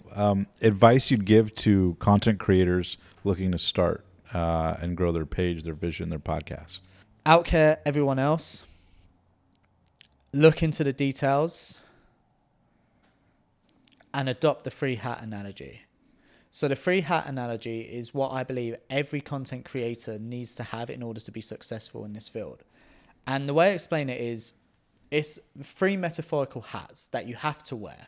One is your top hat, and that's usually like your artistic hat. You know, that's why you got into this. You wanted to tell stories, you wanted to provoke emotion. You probably got into it by wanting to be a film director. You wanted to do this, that, and the other. You've earned that hat. You know, you spent years to get this hat, and that's why it's a top hat. You know, it's a thing of status, right? That's I'm sort of known for telling stories. Like, that's my top hat. The problem is you need these 2 other hats. The next hat is the baseball cap, which is your marketing hat. Now, the truth is, your video, the story could be amazing. The pacing could be great. Everything about it could work. It could tell this lovely, cohesive story. But if it's not marketed right, you run the risk of not getting in front of the people that need to see it, right? And so, as my job as a trailer editor, I need to entice people to watch a 2-hour episode, which is a big deal to do in today's age. And so I need to pull on the marketing hat to realize, okay, well, we know that people have negativity bias, for example. We know that. Okay, so if people are drawn to that, how can we adapt this trailer for this subject to bring people in? What are the little psychological techniques that we can use, that marketers use on a daily basis, to bring people in and to allow the story to entice them in? So you need the marketing hat, because the marketing hat does its service of actually doing your job, which is a marketer. And if you're a content creator, chances are you're marketing something, whether it's you, whether it's a brand, whether it's a person, you're marketing someone. And so you need the baseball hat. And now the 3rd hat is the newest hat, which is a hard hat. And that's now our data hat. So the data comes in and be like, whoa, okay. You want to market it this way, but we know by the data that this topic is actually the most searched one on Google from this guest. So data tells you that you need to include this, and you need to include it fast, because that's what people are searching for. We know this from the data. So then the marketing hat is like, okay, well, now we know this is the data. How do we do that? We know we need to put that in. And so then that's when you take off the marketing hat and you put on the top hat, and you're like, well, okay, well, I want to include this, but the story has to prevail. I'm not just going to put this in because data hat says it's the most searched thing. That's lazy. The story hat, which is the most stubborn hat, is like, no, this only works if I can put it into a storyline and provoke the emotions still, right? When the marketing hat was like, okay, well, maybe you need to think of it this way. You need to maybe bring this moment in and move that around, because then we can bring this moment in sooner, because the data hat is over there going, most search, pull it through. So essentially what you need to do is take off and use these different hats. And the reason why I call them hats is because if you put all 3 on at once, you look like a twat. Okay, so you need to take one off in order to focus on that skill set and on that mindset that you have. And then when you take that off, the other hat then needs to try and complement it. And so it's like you're 3 different people, you're negotiating with each other to make the best, to negotiate with each other to make the best product that you possibly can. And so when you're doing that, when you have all those 3 hats, that's when you're making content for success. A lot of the time, content creators might have the marketing hat, but they don't know how to tell a story. Right. They might have the top hat, but they don't know how to market that video to people. And so they tell a story that they think is good in the way that they want to, but they're not looking at the marketing hacks of like grabbing attention at X amount or changing up emotion at X amount. They just purely want to tell the story. And then you've got your data hat, where if you're just wearing a data hat, you probably can't edit or you don't know much about marketing, or you might not know about story. Your whole thing is like, I love data and I love analyzing it. So I'm more logistical in that sense. So you need all three hats. No, totally. And you need it at scale. Okay. And then the last two are, number one, what's your tech stack, your tech or software stack when editing behind the scenes? Adobe Creative Cloud, 11 Labs. We have a whole bunch of subscription sites from using like MusicBed. Artlist? Artlist, love Artlist. And I guess notes on the iPad to take notes, Pages to write the script, Google Docs. So we use a whole range of stuff, but mainly the magic is made with Adobe Creative Cloud, so Premiere Pro, After Effects, Photoshop. I love it. And then the last question is, when you're dead, gone, and nothing but a pile of dust, and all that remains is your art, what do you hope that your life and your life's work was all about? Advice you'd give to others with that? Wow. My hope is that people,